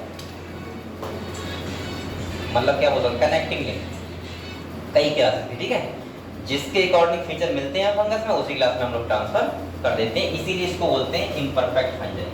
कह रहे हैं once perfect sexual stage of members of deuteromycetes were discovered they were often move to ascomycetes and basidio. और कह रहे हैं ड्यूटेरोमाइसीटीज रिप्रोड्यूस ओनली बाय, ये स्टर्न ऑर्बिट है यहाँ पे, वो आपसे स्टेटमेंट दे सकता है क्वेश्चन, वो कह सकता है कि बताओ ड्यूटेरोमाइसीटीज में कैसे फंगस होते हैं, जिनके पास ओनली कौन सा स्टेज होता है, एसेक्सुअल स्पोर्स, कौन से होते हैं, और जिन्हें क्या बोलते हैं बच्चों, कोनिडिया। मैंने इसकी बताई थी, ए से ध्यान रखना, ए से एसेक्सुअल स्पोर और सी से कोनिडिया, ठीक है। अगले कह रहा है द माइसीलियम इज सेप्टेड। अब देखो माइसीलियम सब में सेप्टेड है, खाली फाइकोमाइसीलीज छोड़ के, फाइकोमाइसीलीज में कैसी है, एसेप्टेड। अगले कह रहा है बेटा सम मेंबर्स आर सैप्रोफाइट और parasite while a large number of them are decomposers of litter and help in mineral. आप लोग बताओ बेटा, अपने आप सोचना, अगर कोई फंगस ऐसा है जो डीकंपोजर्स काम कर रहा है, कैसे कर रहा है, डीकंपोजर्स, तो मिनरल साइक्लिंग में हेल्प करते हैं। आप लोग बताओ, जैसे कोई प्लांट है वो डेड मतलब खत्म हो गया, उसको हमने मिट्टी में क्या कर दिया, ऐसे फेंक दिया, अब उसको डीकंपोज होगा तो उसके मिनरल्स कहाँ मिलेंगे, मिट्टी में। कोई नया प्लांट होगा फिर से वो मिनरल्स एब्जॉर्ब कर लेगा, ये चलता है हमारे एनवायरनमेंट में, तो इसको बोलते हैं मिनरल साइक्लिंग। और ये क्वेश्चन नीट में आ चुका है, उन्होंने कहा था कि बताओ मिनरल हेल्प इन, जो मिनरल साइक्लिंग करते हैं वो कौन से क्लास के मेंबर होते हैं, तो कौन से होते हैं, ड्यूटेरोमाइसीटीज। डायरेक्ट क्वेश्चन था नीट में। अब एग्जांपल क्या है इसका, तो इसकी भी ट्रिक है, या तो आप इसकी ट्रिक ऐसे याद कर लो जो मैंने करी है, डी कैट, क्या करिए, डी कैट, मतलब ऐसे मान लो डी कैट, तो स्कूल का नाम है डी कैट, ठीक है, कुछ भी से मान लो। डी का मतलब क्या है, ड्यूटेरोमाइसीटीज, सी का मतलब बेटा कोलिटोट्राइकम, ए का मतलब अल्टरनेरिया और टी का मतलब ट्राइकोडर्मा। तो यहाँ भी तीन एग्जांपल है, अल्टरनेरिया, कोलिटोट्राइकम और तीसरा ट्राइकोडर्मा। तो आप लोग ऐसे लिख लो इसके नीचे, सी से क्या है, कोलिटोट्राइकम,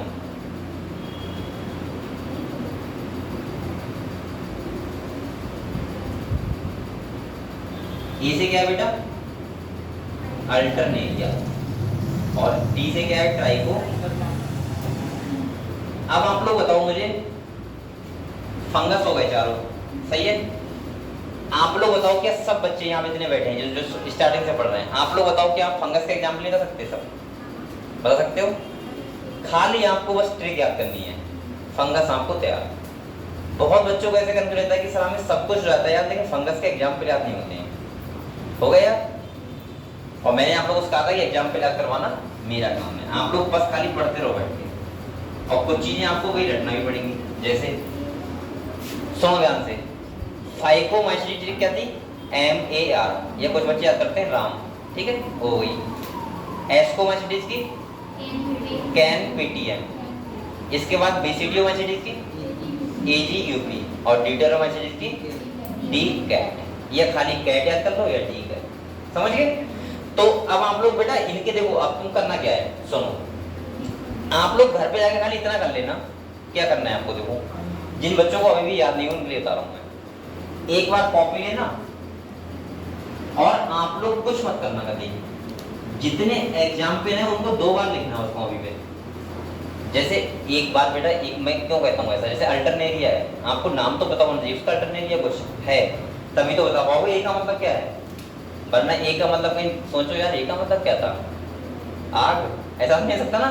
तो इसका मतलब ये है कि आपको 2 बार लिखनी है, एक बार अब वो भी देख देख के, ऐसा नहीं कि बिना देखे, और तीसरी बार आप लोग एक बार माइंड से सोचा करो कि क्या नाम लिखा था मैं, बस हो गए यार, फिर एक रट लो बैठ के, बात खत्म। और मैं सबसे अच्छा तरीका बता रहा हूँ आपको पढ़ने का, वैसे आप जैसे ही पढ़ते हो मुझे मतलब नहीं है, सबसे अच्छा तरीका होता है कि जब भी आप पढ़ा करो तो एनसीईआरटी सामने रखिए और आपके पास एक कॉपी है, क्या है, कॉपी और एक पेन है आपके पास, और आप जब भी याद कर रहे हो, जैसे आप फंगस पढ़ रहे हो, तो आप लोग पहले तो, अगर आपको तैयार नहीं है तो बता रहा हूँ मैं, पहले तो आप लोग इंपॉर्टेंट फीचर लिखा करो बैठ के कॉपी पे, बार बार बार बार 2 बार लिखो, तीसरी बार फिर आप लोग किताब बंद कर दो, अपने आप लिख के देखो कि जो मैंने कैरेक्टर लिखे वो सही है नहीं है, बस हो गया सर। इसके बाद एक बार पढ़ लो, बात खत्म। लेकिन आप लोग कैसे पढ़ोगे, और ऐसे किताब खोल के सामने रामायण की तरह पढ़ रहे हो, ऐसे पढ़ रहे हो जैसे कि कहानी पढ़ रहे हैं, चलो पढ़ लिया बस बात खत्म, पापा सो गए, हाँ सो गए, बात खत्म, किताब बंद करी,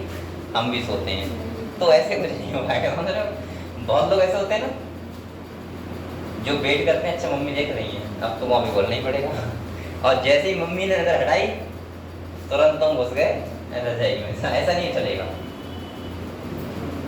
पढ़ाई खुद के लिए करो, तुम्हें मतलब नहीं कि पापा सो गए या फिर मम्मी जग रही है सो रही है, बच्चे बहुत करते हैं, मैं बता रहा हूँ आपके अंदर, ये 80% बच्चों के अंदर होगा, मैं ऐसे बता रहा हूँ आपको। अगर कोई जग नहीं रहा है तो आप 90% केस में नहीं पढ़ोगे, मुझे पता है, और अगर कोई जाग रहा है तो तुमको पता है, तो देख तो रहा है, कम से कम पढ़ाई कर रहा हूँ, दिखा कैसे रहेगा, तो एमबीबीएस तुम्हें बनना है, दूसरे तो ना बनना है, समझ रहे हो।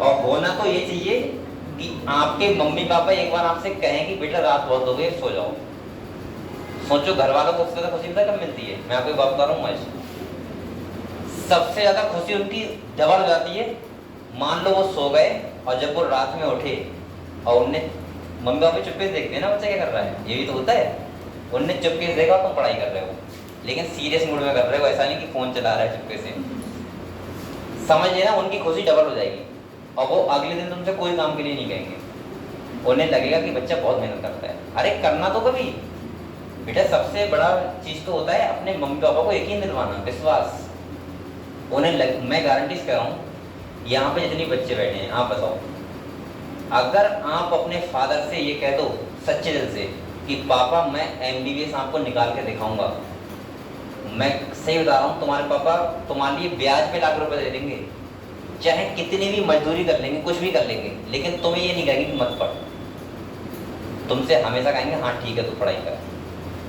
लेकिन ये थोड़ा ना कि तुम कह रहे हैं हाँ कर देंगे पापा, तुम्हें खुद में विश्वास नहीं कर पाऊंगा, कुछ नहीं कर पाऊंगा। दूसरा क्या है, पापा जगना है तो किताब खुली पड़ी है, जैसे ही पापा सोए उससे पहले तुम सो गए, अब उन्होंने देखा यार कि अभी 10 बजे हैं, बच्चा सो गया, कहेंगे तो कुछ नहीं कहेंगे, क्या तुम बड़े हो गए ना। और मैं सही बता रहा हूँ, घर वालों को अगर आपको खुश करना है, खुश नहीं करना है, मतलब आपको खुश करवा कैसे दिखाना है, मतलब उन्हें खुद में अच्छा लगे, उसके लिए आप यही किया करो, यही काम है बस, कि जब उन्हें लगे कि तुम नहीं पढ़ रहे हो और तुम हकीकत में उसी टाइम पढ़ रहे हो, समझ रहे हो। और बेटा कई बार ऐसा आ जाएगा, मैं लिख के दे रहा हूँ, सब बच्चों से कह रहा हूँ ये बात, अगर तुम उन्हें 4-5 बार मिल गए तो कई पेरेंट्स तो ऐसे होते हैं नींद नहीं आती है कि बच्चा पढ़ाई कर रहा है तो यार हम ना सोएंगे थोड़ी देर, और वो 100% एक बात जरूर आपसे कहेंगे कि अब सो जाओ बहुत रात हो गई, और जिस दिन उन्होंने ये कह दिया उस दिन समझ लो कि तुम्हारा कल्याण होना स्टार्ट हो गया। और तुम सोच रहे हो कि पापा जैसे हटे, या तुम, मैंने बहुत से देखे जैसे घर पे कोई नहीं है तो कभी नहीं पढ़ेंगे, चाहे कुछ हो जाए, फोन चला लेंगे, सो लेंगे, बैठ लेंगे, घूम लेंगे, लेकिन पढ़ेंगे नहीं, क्योंकि उन्हें पता है देखने वाला कोई नहीं है। तो बेटा ये सब मत करो, आप बड़े हो गए, ये काम कब तक था, 9-10 तक, 8वें तक, 7वें तक, अब आप समझदार हो, आपको दोबारा मैं हर दिन नहीं बताऊंगा ये बातें कि भाई आपको ऐसे पढ़ना है, ठीक है। तो आप लोग समझ गए पूरी कहानी। चलो अब बेटा आप लोग बताओ, हमने क्या क्या पढ़ लिया, किंगडम मोनेरा, किंगडम प्रोटिस्टा और किंगडम फंजाई, हमारे 2 किंगडम बचे, किंगडम प्लांटी और किंगडम, मैंने कहा था किंगडम प्लांटी का अलग से एक चैप्टर है, 3rd chapter kingdom Plantae, plant kingdom, और किंगडम एनिमलिया का अलग से चैप्टर है, कौन सा, एनिमल किंगडम। तो अब हमारा क्या बचा वो देखते हैं। देखो सबसे पहले अगर हम बात करें, सुनो, सबसे पहले हम बात करें तो हमें क्या क्या बचा है जो 5 किंगडम में किसी भी साइंटिस्ट ने नहीं रखा है। वो पहला बचा है लाइकेन। क्या बचा है? क्योंकि लाइकेन कोई ऐसा नहीं कोई एनिमल है। लाइकेन का मतलब है एल्गी और फंजाई जब साथ साथ रहते हैं उसको क्या बोलते हैं हम लोग? लाइकेन। दूसरा एक नाम आप लोग सुनोगे वायरस। क्या सुनोगे? क्योंकि वायरस को भी हम लोग क्या बोलते हैं? Non living. अगर होस्ट सेल में नहीं है तो क्या बोलेंगे? Non living. और वायरस अगर नॉन लिविंग है तो ये भी हमने 5 किंगडम में नहीं रखा है। तीसरा आपने एक नाम सुना होगा प्रियोन्स। नहीं सुना हो सुनेंगे, ठीक है। ये भी कोई एनिमल नहीं होता है, एक प्रोटीन होता है। क्या होता है? प्रोटीन, जो कैसा होता है? पैथोजेनिक। चौथा आप नाम सुनोगे विरोइड्स। ये आपको 4 चीजें पढ़नी है जो 5 किंगडम से अलग पढ़नी है। ये कहीं भी किंगडम में रखे हुए नहीं है, हम इन्हीं के बारे में पढ़ रहे हैं, ठीक है। तो सबसे पहले मैं थोड़ा बेसिक आपको बता दूं जो लिखा हुआ है किंगडम प्लांटी वगैरह, क्योंकि वैसे तो हम पूरा चैप्टर पढ़ेंगे किंगडम प्लांट किंगडम, और एनिमलिया के बारे में कुछ थोड़ी बातें लिखी हुई हैं 2-4, तो आप लोग सुनो पहले बेटा। जैसे हम लोगों ने किंगडम मोनेरा पढ़ा था, किंगडम प्रोटिस्टा पढ़ा था, किंगडम फंजाई पढ़ा, ऐसे ही बता रहा हूँ, थोड़ा सा बता रहा हूँ। पूरा चैप्टर पढ़ेंगे, 3rd चैप्टर, तो दिक्कत क्या है? Kingdom Plantae. आप लोग बताओ प्लांट कैसे होते हैं? मैंने कहा था प्लांट के फीचर क्या होते हैं, तो आप बोलोगे सर जिनके पास प्लांट सेल होती है वो प्लांट्स होते हैं। सही है। प्लांट सेल के क्या फीचर होते हैं? तो आप बोलोगे पहला, जिसकी सेल के पास सेल वॉल हो। क्या हो? सेल वॉल मतलब कोशिका भित्ति हो, पहला, ठीक है। अगर सेल वॉल है तो हम क्या बोल देंगे कि वो कहाँ रखा होगा? प्लांट किंगडम में। दूसरा, मल्टी सेलुलर होंगे। तीसरा, उनका जो सेल होगा वो कैसा होगा? यूकैरियोटिक। कैसा होगा? इसके बाद आप बोलोगे सर वो जो फोटोसिंथेटिक होते हैं। कैसे होते हैं? मतलब उनके पास क्लोरोप्लास्ट होता है सेल के अंदर। देखो जो भी फोटोसिंथेसिस करता है उसके पास क्लोरोप्लास्ट होना चाहिए। ये तो आपके जनरल फीचर हो गए प्लांट के, ठीक है। इसके बाद मैंने कहा था किंगडम प्लांटी में, अब ये मत समझना कि खाली जो हम देख रहे हैं यही प्लांट है। किंगडम प्लांटी को हमने 5 डिवीजन में डिवाइड किया है। पहला कौन सा है? थैलोफाइटा। कौन सा है बेटा? दूसरा ब्रायोफाइटा। कौन सा है? तीसरा टेरिडोफाइटा। चौथा जिम्नोस्पर्म। और 5वां, मतलब हम लोगों ने प्लांट को भी 5 डिवीजन में डिवाइड किया हुआ है, और हम लोग 3rd चैप्टर में 5वें डिवीजन के बारे में पढ़ेंगे बड़े आराम से, ठीक है। तो अभी तो मैं प्लांटिंग के बारे में ज्यादा नहीं बताऊंगा, आप क्या बताना चाहिए, हम नहीं पढ़ेंगे पूरा। अगर हम किंगडम एनिमलिया पे आते हैं, किस पे आते हैं? Kingdom Animalia. तो मैंने कहा था ये नॉन फोटोसिंथेटिक होते हैं, मतलब यहाँ क्लोरोप्लास्ट नहीं होता है, इनकी सेल के पास सेल वॉल नहीं होता है, यानी कि कोशिका भित्ति नहीं होती है। तीसरा मैंने कहा था ये नॉन फोटोसिंथेटिक होते हैं, इसका मतलब क्लोरोप्लास्ट नहीं होगा। एनिमल के फीचर जो भी आपके पास है वो सब एनिमल के फीचर होंगे। किंगडम एनिमलिया को हमने 11 फाइलम में डिवाइड किया है। कितने फाइलम में? 11 फाइलम में। मतलब जैसे हमने प्लांट को 5 डिवीजन में डिवाइड किया है, ऐसे ही किंगडम एनिमलिया को कितने फाइलम में डिवाइड किया है? 11। जो बच्चों को सबसे सरल लगता है ना कि 11 फाइलम कैसे पढ़ेंगे, मैं आपको सही बता रहा हूँ, जिस दिन चैप्टर खत्म होगा उस दिन आपको सारे के सारे फाइलम और सारे के सारे सब चीजें आती होंगी, आप टेंशन ना लो। दूसरा, जैसे मैंने कहा था किंगडम एनिमलिया में कौन कौन से फाइलम पढ़ते हो आपको, जैसे पहला कौन सा है? पॉलीफेरा, फिर Coelenterata, Ctenophora, Platyhelminthes, Aschelminthes, Annelida, Arthropoda, Mollusca, Echinodermata, Hemichordata, और लास्ट में कौन सा आता है? कॉर्डेटा। हम लोग किस में आते हैं? कॉर्डेटा में। सही है। तो हम लोग पूरे 11 फाइलम के बारे में पढ़ेंगे, मतलब ये आपके 4 चैप्टर हो गए, पहला, दूसरा, तीसरा और चौथा। इसका मतलब आपको समझ में आता होगा कि सर हम लोगों ने फर्स्ट यूनिट में खाली क्या किया है? क्लासिफिकेशन, यानी कि हमने समझा है कि कैसे किंगडम फाइलम में पूरे सब एनिमल और प्लांट क्या है, डिवाइडेड है। समझ गए बात? तो अभी हम लोग अब जो अभी पढ़ रहे हैं, अब पढ़ेंगे वो पढ़ेंगे वायरस के बारे में, विरोइड्स के बारे में, प्रियोन्स के बारे में और लाइकेंस के बारे में, जो किंगडम 5 में नहीं रखा है। इसका मतलब ये देखो, वायरस, विरोइड्स, प्रियोन्स और लाइकेंस सब बच्चों के पास है। एनसीईआरटी है अब तो सबके पास है। अभी भी कोई मान बच्चा ऐसा तो नहीं बैठा है? अभी एक तो होंगे, अभी चेक करूंगा कौन कौन है। ले लो एनसीईआरटी, ले लो, ठीक है, खरीद लो। बिना एनसीईआरटी हम कैसे नहीं क्लियर कर रहे हो, मुझे समझ नहीं आ रहा है। नोट्स तो आपके पास होने चाहिए ना। और सरकार ने कितना फायदा कर दिया कि हमें बस यही हमारे नोट्स हैं, इससे अच्छा फायदा क्या हो सकता है बताओ? अगर आपको लिखना पड़ता ना तो एक साथ तो आप लिखते रहते बैठे बैठे, पढ़ते कुछ नहीं। और नोट्स आपने बहुत बना लिए, मत बनाओ, ठीक है। आपने 12th तक नोट्स ही बनाए हैं, क्या करना भाई, नोट्स तो रखे तो हैं आपके अलमारी में रखे होंगे, बेच लिए, बेच दिए, रखे हुए रखे रहो, उन्हें बढ़िया करके लगाओ अलमारी में, जरा जो एक फील तो आना चाहिए कि आप पढ़ाई कर रहे हैं।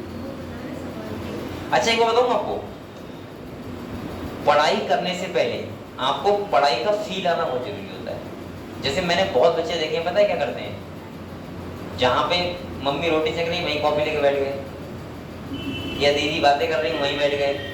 ये पढ़ाई वढ़ाई नहीं होती है, खाली बस एक वो होता है कि जैसे होता नहीं है मरने के बाद तेरी भी होती है, संतुष्टि मिल जाती है कि हाँ ठीक है। ऐसे ही ये संतुष्टि मिलती है खाली कि हमने पढ़ाई कर ली और सर ने कहा 2 घंटे करना है, 2 घंटे करिए। पढ़ाई का मतलब होता है कि 2 घंटे में तुमने कितना समझा है चीजों को, कितना चीजों को याद किया है, ये होता है पढ़ाई का मतलब। और मैं बच्चों से हमेशा कहता हूँ, अभी तुम स्टार्टिंग नए हो इसलिए सब समझा रहा हूँ, मैं हमेशा कहता हूँ जब भी तुम पढ़ाई किया करो तो उसके लिए पहले तुम्हारे पास सबसे पहली चीज, तुम्हें लगता है कि इससे क्या हो जाएगा, आपके पास एक मेज हो अच्छी सी और एक टेबल हो, क्योंकि जहां तुम पढ़ रहे हो वो जगह तो सही होनी चाहिए, और वो ऐसी जगह को हो जहां तुम्हारा मन लगता हो। ऐसे नहीं कि हमने बरामदे में डाल दी, वहीं मेहमान बैठ कर खाना खा रहे हैं, थोड़ी देर वो हट गए थे हमने पढ़ लिया। सेपरेट जगह को। बेटा एक बात बताऊं आपको, हमारा माइंड सेट पता है कैसा होता है, माइंड कैसा होता है, हमारा माइंड एक ऐसे, मैं मान लिया यहाँ पढ़ाता हूँ और मैं 4 साल से यहाँ पढ़ा रहा हूँ, मान लो इस रूम में, मैं कितने भी गुस्से में हूँ, कितने भी प्यार में हूँ, कितने भी कुछ में हूँ, ठीक है, अरे मैं प्यार की बात नहीं कर रहा हूँ, देख रही इधर मैं ये नहीं कह रहा हूँ बेटा, मैं ये कह रहा हूँ कि कैसा भी मेरा माइंड होना चाहिए, लेकिन जब मैं इस रूम में एंट्री लेता हूँ तो मुझे खाली इतना ध्यान आता है कि मैंने कल क्या पढ़ाया था और आज मुझे क्या, और हालांकि तुमसे पहले मैं 3 बैच पढ़ा के आया हूँ नीट का ही, मैं नीट का ही पढ़ाता हूँ खाली पूरे दिन, और सोचो वहां कुछ और चल रहा है और यहाँ पे कुछ, लेकिन जब मैं यहाँ एंट्री लूंगा तो मेरे माइंड में अपने आप आ जाएगा कि यहाँ पे कल मैंने क्या पढ़ाया था। ऐसा सुनना है कि मैं घर पे पढ़ता हूँ, पहले 3 घंटा तो पढ़ाता हूँ यहाँ पे मुझे यहाँ ध्यान करना पड़ता है कल मैंने क्या पढ़ाया था। लेकिन जब यहाँ आता हूँ तो आपको कभी देखा कि आप मैं गुस्से में हूँ यहाँ पे, और टेंशन तो मुझे भी हो सकती है ना, जब आपको हो सकती है तो तुमसे ज्यादा तो मुझे होंगी, क्योंकि मैं एक बिजनेस कर रहा हूँ। तो मैं सही बता रहा हूँ आपको, मुझे तुमसे ज्यादा टेंशन होती है, लेकिन यहाँ आके कभी लगी आपको, अगर टेंशन लूंगा तो पढ़ा नहीं पाऊंगा, मुझे पता है ये बात। तो इसका मतलब यह है कि ऐसा एक माहौल होता है, जब मैं यहाँ एंट्री लेता हूँ तो मैं ऐसा नहीं अपने आप से बुलाता हूँ कुछ, मुझे आपकी शक्ल देख के एकदम कतई मन खुश हो जाता है और लगता है कि आ जाओ, सही है, वो बात की बात है जो है। ऐसे ही आप लोग घर पे क्या किया करो, एक रूम बनाओ जहाँ आपको सबसे अच्छा लगता हो, वहाँ एक टेबल डालो, वहाँ एक कुर्सी डालो, एक बल्ब लगाओ साथ में अच्छा सा लगा के, और वो रूम ऐसा बनाओ जैसे स्टडी रूम हो। जब आप उस रूम में जाओ तो आपको सोने का ना लगे, आपको किसका लगे, पढ़ने का। और ये माहौल बनाना ही बहुत बड़ी बात होती है। बच्चे पूरी साल करते रहते हैं खाली कि हाँ कर लेंगे कर लेंगे कर लेंगे, लेकिन वो सबसे पहला काम होता है। और जिस दिन आप इतना कर लोगे, मैं से बता रहा हूँ, आप लोगों की पढ़ाई डबल हो जाएगी तुरंत ही। अभी आपको जो नींद आती है वो इस वजह से आती है कि आपका माहौल नहीं है बना हुआ घर पे, आपकी जहाँ इच्छा होती है वहाँ पढ़ लेते हो बैठ के, समझ रहे हो।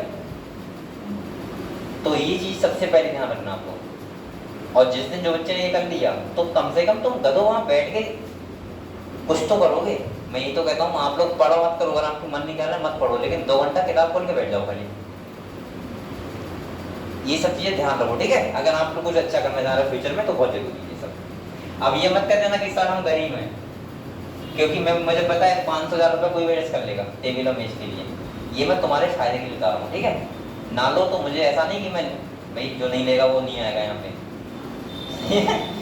एनसीईआरटी नहीं होती तो मुश्किल काम है, लेकिन हाँ उसके लिए कोई मुश्किल काम नहीं है। चलो अगले देखते हैं बेटा।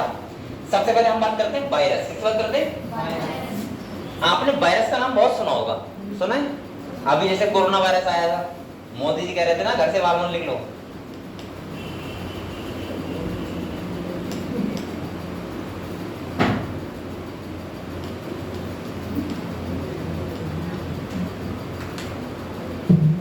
एक बार बताओ आपको, आपके मन में 2 चीजें आती हैं जब वायरस नाम लेते हैं तो साथ में आता है बैक्टीरिया। क्या आता है? बैक्टीरिया। मैं आपको कल भी बता रहा था, फिर बता रहा हूँ, वायरस और बैक्टीरिया में बहुत डिफरेंस है बेटा। वायरस सोचो नॉन लिविंग सेल है और बैक्टीरिया लिविंग सेल है। वायरस के पास कुछ नहीं होता, एक जेनेटिक मटेरियल होता है, क्या होता है, प्रोटीन। और बैक्टीरिया के पास पूरा सेल होता है, जिसे बोलते हैं प्रोकैरियोटिक सेल।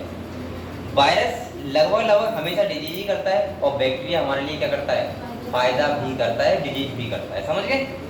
तो बैक्टीरिया बिल्कुल अलग है और वायरस बिल्कुल। पहले बात तो ये समझो, वायरस को हिंदी में बोलते हैं विषाणु और बैक्टीरिया को बोलते हैं जीवाणु। जीवाणु हमारे लिए बहुत फायदा भी करते हैं। अब जैसे यहाँ पे अगर वायरस होता बैक्टीरिया की जगह तो मुझे डिजीज आती, लेकिन बैक्टीरिया होंगे मुझे डिजीज नहीं हो रही है। तो बैक्टीरिया वायरस में बहुत ज़्यादा डिफरेंस है। और आपको पता है जैसे अभी आया था कोरोना वायरस, आपने सबको बताया ना, मजा आया था घर में रहते ना बंद हो गए। सुनो, तो हम लोग वायरस की थोड़ी बात करते हैं, ठीक है? वायरस क्या है एक्चुअली समझते हैं, वायरस को क्यों हम लोग मानते हैं इतना नुकसान देता है। देखो, सबसे पहले वायरस अगर मान लो इन्वायरमेंट, देखो वायरस के अलग अलग टाइप होते हैं। कुछ वायरस ऐसे होते हैं जो हवा में घूमते हैं, कुछ वायरस ऐसे होते हैं जो पानी में रहते हैं, कुछ वायरस ऐसे होते हैं जो हमारे अंदर रहते हैं, बॉडी के अंदर। वायरस भी अलग टाइप के होते हैं और वायरस अलग अलग डिजीज भी करते हैं। कुछ वायरस अलग डिजीज करेंगे, कुछ वायरस अलग करेंगे। सबसे पहले ये समझो कि वायरस एक्चुअली में है क्या और वायरस लिविंग क्यों नहीं है। देखो बेटा, एक बार बताओ आप लोग मुझे, अगर मान लो कोई सेल है, जैसे हम वायरस की बात कर रहे हैं अभी, और मैं आपको ये बता रहा हूँ कि वायरस है, जैसे कोई सेल है। आप लोग बताओ किसी लिविंग सेल में, मैं आपको बेसिक बता रहा हूँ, बता नहीं रहा हूँ यहाँ पे। आप लोग बताओ किसी सेल में लिविंग फॉर्म में रखने के लिए किसी सेल को, उसके अंदर क्या होना चाहिए? मेटाबॉलिज्म। क्या होना चाहिए? मेटाबॉलिज्म क्या होता है? जब किसी सेल के अंदर आपने खाना खाया तो डाइजेशन होता हो। आप लोगों ने मान लो उसके अंदर, मैं बोल सकता हूँ रिएक्शंस होती है। क्या होते हैं? और सबसे पहले मैं ये बोल सकता हूँ कि रिएक्शन तो बात की बात है, सबसे पहले उस सेल के अंदर रिएक्शन तभी तो होंगी जब उस सेल के अंदर प्रोटीन बन रहा होगा। क्या बन रहा होगा? प्रोटीन। देखो, कोई सेल के अंदर माइटोकॉन्ड्रिया नहीं है, चलेगा, क्लोरोप्लास्ट नहीं है, चलेगा, लेकिन माइटोकॉन्ड्रिया भी तो होनी चाहिए, लेकिन नहीं होगा तब भी चलेगा, सेल लिविंग रह सकता है। जैसे आप लोग बताओ प्रोकैरियोटिक सेल के पास माइटोकॉन्ड्रिया नहीं होता, क्या सेल लिविंग नहीं होता? होता है। ऐसे ही मान लो कि सेल के अंदर क्लोरोप्लास्ट नहीं है तो क्या वो लिविंग नहीं होगा? होगा। जैसे हमारे सेल के अंदर क्लोरोप्लास्ट नहीं होता है, लेकिन जैसे ये ऐसे हो सकते हैं, जैसे कोई ह्यूमन है मान लो, अगर उसके पास हाथ नहीं है, पैर नहीं है, चलेगा, वो लिविंग तो रहेगा ना। लेकिन अगर मैं उसका हार्ट निकाल दूं, क्या वो लिविंग रह पाएगा? क्यों? क्योंकि लिविंग ही तो मेन, जो हार्ट है वो वही तो मेन काम कर रहा है, पूरे सबको चला के रख रहा है और सब ऑर्गन्स को। ऐसे किसी सेल के अंदर अगर प्रोटीन नहीं बन रहा है तो वो कैसा होगा? Non living. कैसा होगा? मतलब वो लिविंग फॉर्म में नहीं रहेगा, क्योंकि प्रोटीन नहीं बनेगा तो इसका मतलब मेटाबॉलिज्म नहीं होगा। क्योंकि मेटाबॉलिज्म जो होता है तो उसके लिए चाहिए होते हैं एंजाइम्स। क्या चाहिए होते हैं? और बेटा एंजाइम्स क्या होते हैं? प्रोटीन। हम बोलते नहीं है ऑल एंजाइम्स आर प्रोटीन्स, ठीक है? अब सुनो, अब हमको सही है कि सर हाँ ठीक है प्रोटीन बना रहे हैं हम लोग और प्रोटीन बन रहा है तो इसका मतलब सेल लिविंग है। अब सुनो, प्रोटीन बनाने के लिए क्या चाहिए? कोई पहली बात तो जेनेटिक मटेरियल हो। क्या हो? जेनेटिक मटेरियल का मतलब डीएनए या फिर ये होना चाहिए, पहली बात। सही है बेटा? दूसरी बात अगर होनी चाहिए किसी सेल के अंदर, आप लोग बताओ, अगर जैसे देखो प्रोकैरियोटिक सेल में न्यूक्लियस नहीं होता, कोई फर्क पड़ता है क्या? लेकिन जेनेटिक मटेरियल होता है। समझ गए? दूसरा चीज होना चाहिए, वो होना चाहिए तुम्हारे सेल के पास राइबोसोम। क्या होना चाहिए? क्योंकि राइबोसोम वो जगह होती है जहाँ प्रोटीन बनता है। और मैंने इसीलिए आपको एक लाइन में बताया था कि राइबोसोम जो होता है वो हर सेल के अंदर होता है, चाहे प्रोकैरियोटिक हुई, चाहे यूकैरियोटिक हुई, चाहे प्लांट सेल हुई, चाहे, क्योंकि अगर राइबोसोम ही नहीं होगा तो प्रोटीन कहाँ बनेगा? आप लोग बताओ, अगर राइबोसोम मान लो ऐसे डरमेंट है, अगर यही नहीं होगा तो आप कहाँ पढ़ोगे?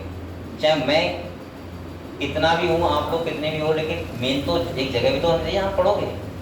तो वही मान लो कि राइबोसोम बेटा। इसके बाद अब देखो ये भी होता है हर सेल के अंदर, ये भी होता है, लेकिन वायरस के पास क्या नहीं होता है? राइबोसोम नहीं होता है, उसके पास खाली क्या होता है? Genetic material. अब सुनो, अब क्या होता है कि वायरस के पास क्या है, एक तो जेनेटिक मटेरियल है, ध्यान समझ लेना, और साथ में आपको पता है एक होता है प्रोटीन कोट। क्या होता है पता है आपको? दो चीजें होती हैं बेटा, आप इतने समझदार तो हो गई, इन दो चीजों से कोई सेल कैसे मेटाबॉलिज्म कर लेगा जब तक उसके अंदर कोई एंजाइम बनेंगे ही नहीं, कोई राइबोसोम बनेंगे नहीं, इसीलिए वो होता है नॉन लिविंग फॉर्म में। कैसे होता है? अब आप सोचते हो कि सर जब किसी बॉडी में जाता है तो फिर वो लिविंग कैसे जाता है? ऐसा सुनना कि वो वैसे घूम रहा है आंखें मीच के, जैसे ही आपकी बॉडी में जाएगा तो उसने आंखें बोलनी, अरे मजा आ गया भाई, आ गए उस सेल में आ गए, ऐसा नहीं होता है। सुनो होता क्या है, जब ये हमारी बॉडी में जाता है, कहाँ जाता है? अब हमारी सेल के पास सब कुछ है, हमारी सेल तो कंप्लीट सेल है ना, हमारे पास तो माइटोकॉन्ड्रिया भी है, हमारे पास तो सब कुछ है। अब होता क्या है, देखो ये वायरस हमारी सेल के अंदर ये ट्रांसफर कर देता है, क्या? जेनेटिक मटेरियल, यानी कि मान लो उसने अपना क्या ट्रांसफर कर दिया? डीएनए। अगर आरएनए वायरस है तो क्या करेगा? आरएनए ट्रांसफर कर देगा। अब देखो बेटा, यहाँ देखो, अब ये डीएनए जाएगा मेरे सेल में, कहाँ जाएगा? मेरे सेल में जाएगा। बेटा आप लोग बताओ, मेरे पास मेरे सेल के अंदर मेरा डीएनए है और वो मेरे लिए सफिशिएंट है, जो काम मेरी बॉडी में होना है वो मेरे डीएनए कर रहा है, क्योंकि मुझे वही जीन चाहिए भाई, मुझे हाथी का डीएनए क्यों चाहिए? मुझे अपनी कुछ सूंड सुनना पड़ानी है, समझ रहे मैं क्या करने जा रहा हूँ? क्योंकि मेरे लिए मेरे जीन बहुत रहे हैं, हर जितने लोग बैठे हो हम ह्यूमन के लिए ह्यूमन के जीन बहुत रहे हैं। अब मान लो ये अपना डीएनए ट्रांसफर इस सेल के अंदर कर रहा है, तो उसका मतलब इसके भी जीन आएंगे, और बेटा ये कुछ ना कुछ तो बना ही रहे होंगे ना, कोई ना कोई तो प्रोटीन बना रहे होंगे।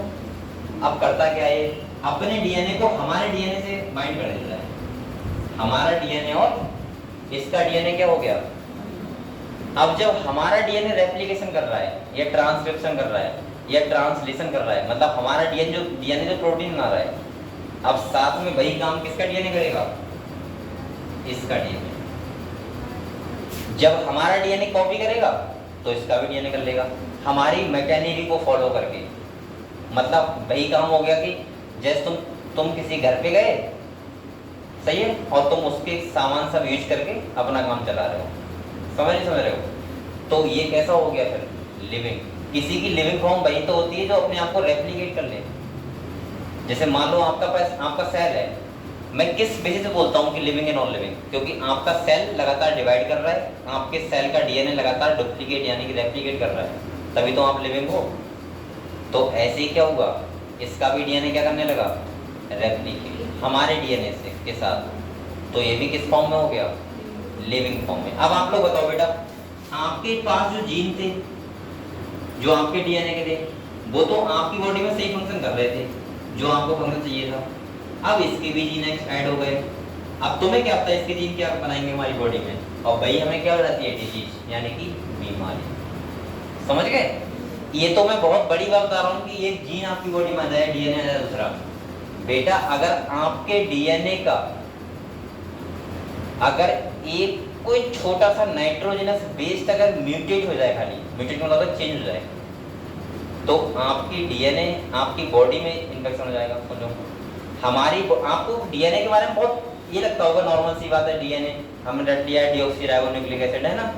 बेटा डीएनए के बारे में जब आपको जेनेटिक्स में बताऊंगा ना, तो आप लोग सोचो कि यार वास्तव में डीएनए ही है तो है सब कुछ, और है क्या? आज तक आपको पता होगा इतने प्रोजेक्ट हुए हैं सरकार ने करे, जैसे मिशन चंद्रयान था, अभी बहुत सारे प्रोजेक्ट होते हैं। एक देश अकेले करता है डीएनए की स्टडी के लिए। प्रोजेक्ट हुआ था HGP, आपने नाम सुना होगा, ह्यूमन जीनोम प्रोजेक्ट, कभी सुनाओ? 7-8 देशों ने मिलकर किया था, इतना कॉस्ट आया था उसका खाली डीएनए को स्टडी करने के लिए, और वो भी बेटा 13 साल चला था। कितने साल? 13 साल। और सोचो हमारा इंडिया उसमें पार्टिसिपेट तो नहीं कर पाया था। अब तुम सोच सकते हो कितना बड़ा प्रोजेक्ट होगा वो। जो प्रोजेक्ट 7-8 देशों ने मिलकर किया हो वो कितना बड़ा प्रोजेक्ट होगा? खाली क्या? डीएनए के जीनोम को पढ़ने के लिए, बस स्टडी करने के लिए कि कौन से जीन हमारी बॉडी में क्या फंक्शन करते हैं। और सोचो, सुन लो पहले, HGP इतना बड़ा, इसको बोलते हैं मेगा प्रोजेक्ट। अगर आपसे कोई कहे कि आज तक का सबसे मेगा प्रोजेक्ट कौन सा है तो आप क्या बोलोगे? HGP, ह्यूमन जीनोम प्रोजेक्ट, जो मैं आपको जेनेटिक्स में बताऊंगा पूरी कहानी। बेटा अगर मान लो कि हम पूरी स्टडी कर पाते हर एक जीन की, आपको पता है आपकी बॉडी में 50% जीन ऐसे हैं जो अभी हमें पता ही नहीं कि वो इनएक्टिव फॉर्म में है, वो क्या कर रहे हैं। अगर वो एक्टिव हो गए तो हम पता नहीं क्या बन जाएंगे, हमें खुद नहीं पता। तभी तो मैं कहता हूँ आपसे, आपको नहीं पता कि आप 1000 साल बाद क्या बनोगे। वो तो आप अकॉर्डिंग टू नेचर अपने आप को सरवाइव कर रहे हो। आपको क्या लगता है आप ही कब्जे में सब कुछ। आप बेटा सांस ले रहे हो, बस इतना ही बहुत है, समझ रहे हो। और इसीलिए बहुत सारे, जैसे आपने सुने होंगे मोटिवेशनल कहानी है ना कि आप एक कण के बराबर हो, धूल कण के बराबर। ऐसे नहीं हो, ऐसे हो देखो जो मैं बता रहा हूँ। आप लोग खुद सोचो, अगर आप बहुत अच्छा खा रहे हो, बहुत अच्छा पी रहे हो, हर जगह सही रह रहे हो, ठीक है, धोखे से आपका अगर एक इनएक्टिव जीन एक्टिव हो जाए, बस आप खत्म, और आने वाली पीढ़ी तक चेंज रहेगी। तो मैं इसीलिए कहता हूं कि आने वाले 1000 सालों में क्या होगा आपको नहीं पता है। बस आप अकॉर्डिंग टू नेचर सर्वाइव कर रहे हो, तब तक कर रहे हो, खत्म। किसी दिन सूरज नहीं निकला तो खत्म कहानी पूरी। अरे इतना पॉल्यूशन कर रहे हो गधो, आपको पता है कि किसी दिन क्या हो जाए आपको। आप जो सांस ले रहे हो, आप तो अच्छी जगह ले रहे हो पीलीभीत में, ऐसी जगह है जहाँ पे लोग नाली का पानी पी रहे हैं निकाल के। कई ऐसी जगह हैं, कई यहीं पे, जो बेटा नाली का पानी फिर से साफ होकर आ रहा है और वो लोग पी रहे हैं उसे। और ज्यादा दूर की बात नहीं कर रहा हूँ, अपने भारत में ऐसा हो रहा है। आपको पता है कि कई शहर ऐसे हैं जहाँ आप जाओगे तो जो पानी नहाते हैं हम लोग, उसको पहले वो स्टोर करते हैं 1 घंटे में, फिर उसका दोबारा यूज करते हैं, तब वो बेचते हैं। और हम लोग क्या है कि मोटर खुली छोड़ दी तो बस बात खत्म। पानी कमी नहीं है, पानी गंदा हो रहा है, ये है। आपने देखा पढ़ा होगा, बहुत लिखा होगा कि पानी की कमी हो रही है। पानी कमी नहीं, पानी होते रहेगी, बाढ़ आएगी तो पानी होगा, लेकिन पानी गंदा हो रहा है, पानी कम नहीं है। आपको बेटा कितना पानी चाहिए भाई? आप लोग बताओ, 71 या 70% एरिया में तो पानी है धरती पे, तो पानी की कमी कहाँ से है? अगर आपसे कोई कहे कि पानी कमी है, पानी कमी नहीं है, पानी बहुत है। नदी सब आपको पता है कि लगातार पानी लेके आ रही है, लेकिन पानी गंदा हो रहा है, गंदा बहुत है। हम लोग फर्टिलाइजर लगा रहे हैं ज़्यादा, ये सब चीज़ें। अब हम लोग सुनो मेरी बात बेटा, तो ये कहानी समझ गए हम लोग कि वायरस जिंदा कैसे हो जाता है। वायरस अपने जेनेटिक मटेरियल को हमारे अंदर ट्रांसफर करता है और वो रेप्लिकेट करने लगता है हमारी मैकेनरी को फॉलो करके। इसका मतलब वायरस कैसा हो गया? लिपिड। मैं कुछ चीजें आपको यहाँ पे एक शॉर्ट में लिखवा रहा हूँ, जिससे आपको कुछ थोड़ा सा तैयार हो जाए, मतलब समझ जाओ। आपको देखो एक बात आप लोग ऐसे में लिख लो वहीं पे, जैसे अगर नाम आए कभी वायरस, क्या है तो आप लोगों को ध्यान रखना है, इनके पास होता है डी, ऐसे लिखो, ये जेनेटिक मटेरियल। जेनेटिक मटेरियल क्या होता है बेटा? जो पीढ़ी दर पीढ़ी चला रहा है, ठीक है, वो होता है जेनेटिक मटेरियल। जेनेटिक मटेरियल और साथ में क्या होता है? प्रोटीन। क्या होता है बेटा? अगर 2 चीजें हैं तो इसका मतलब हम क्या बोलेंगे उसको? वायरस। एक नाम आपने सुना है अभी, प्रियोन्स। क्या सुना है? ये क्या है? ये देखो, अगर मैं वायरस में से क्या हटा दूं? जेनेटिक मटेरियल, तो क्या बचेगा? प्रोटीन। तो जो पैथोजेनिक प्रोटीन होता है उसको बोलते हैं प्रियोन्स। क्या बोलते हैं? तो मैं फॉर्मूले से लिख दे रहा हूं, वायरस माइनस जेनेटिक मटेरियल। तो बताओ आप लोग क्या बचा? प्रियोन्स। तो पैथोजेनिक क्या बचा? प्रोटीन। तो पैथोजेनिक प्रोटीन को ही बोलते हैं प्रियोन्स। समझ गए आप लोग? और एक नाम आपने किसका? पैथोजेनिक मतलब होता है कि कोई किसी को डिजीज करता है तो उसको बोलते हैं पैथोजेनिक। डिजीज कॉजिंग माइक्रोब्स को बोलते हैं पैथोजेनिक, ठीक है। जो डिजीज करते हैं हमें, जैसे कोई मान लो एक मच्छर डिजीज कर रहा है तो वो क्या हो गया मान लीजिए? पैथोजेनिक। अगले देखो बेटा, अगले एक नाम मैंने कहा था, क्या होता है? विरोइड्स। क्या होता है? ये क्या होता है? सुनो, एक वायरस है, अब मैं उसमें से प्रोटीन निकाल दूं। क्या निकाल दूं? तो जो जेनेटिक मटेरियल बचता है उसे क्या बोलते हैं? विरोइड्स। ऐसे याद रहेगा प्रोटीन। तो वायरस है, उसमें से मैंने क्या निकाल दिया? प्रोटीन। तो जो लो मॉलिक्यूलर वेट का आरएनए होता है उसी को बोलते हैं विरोइड्स। और एक नाम तुम यहाँ पढ़ोगे लाइकेन, क्या पढ़ोगे?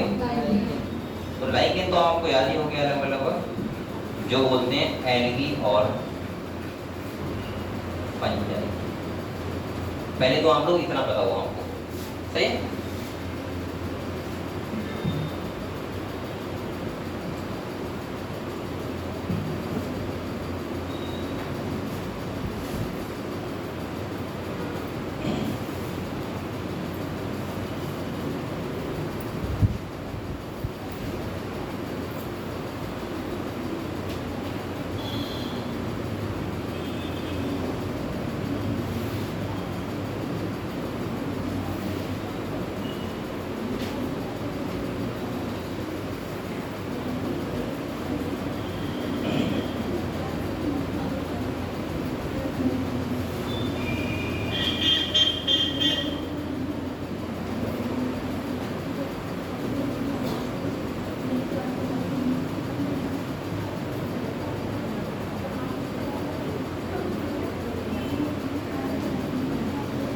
देख लिया?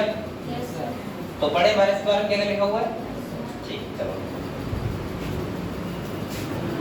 निकालो किताब।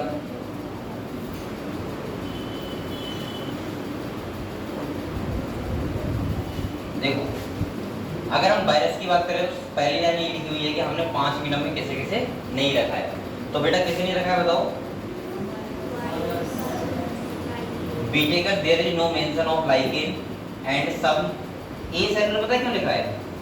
क्योंकि ये कोशिकाएं नहीं है, यानी कि लिविंग फॉर्म नहीं है, इसलिए लिखा है ए सेलुलर। क्या लिखा है बेटा?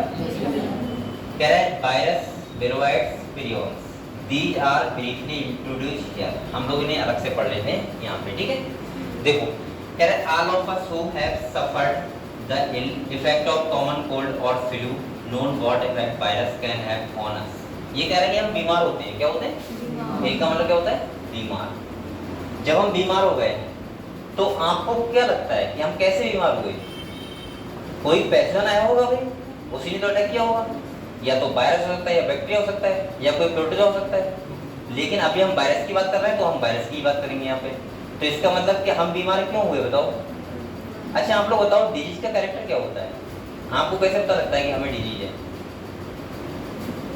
अरे जब हमारी बॉडी को नॉर्मल फंक्शन ना कर पाए तो हमें क्या लगता है कि हम बीमार।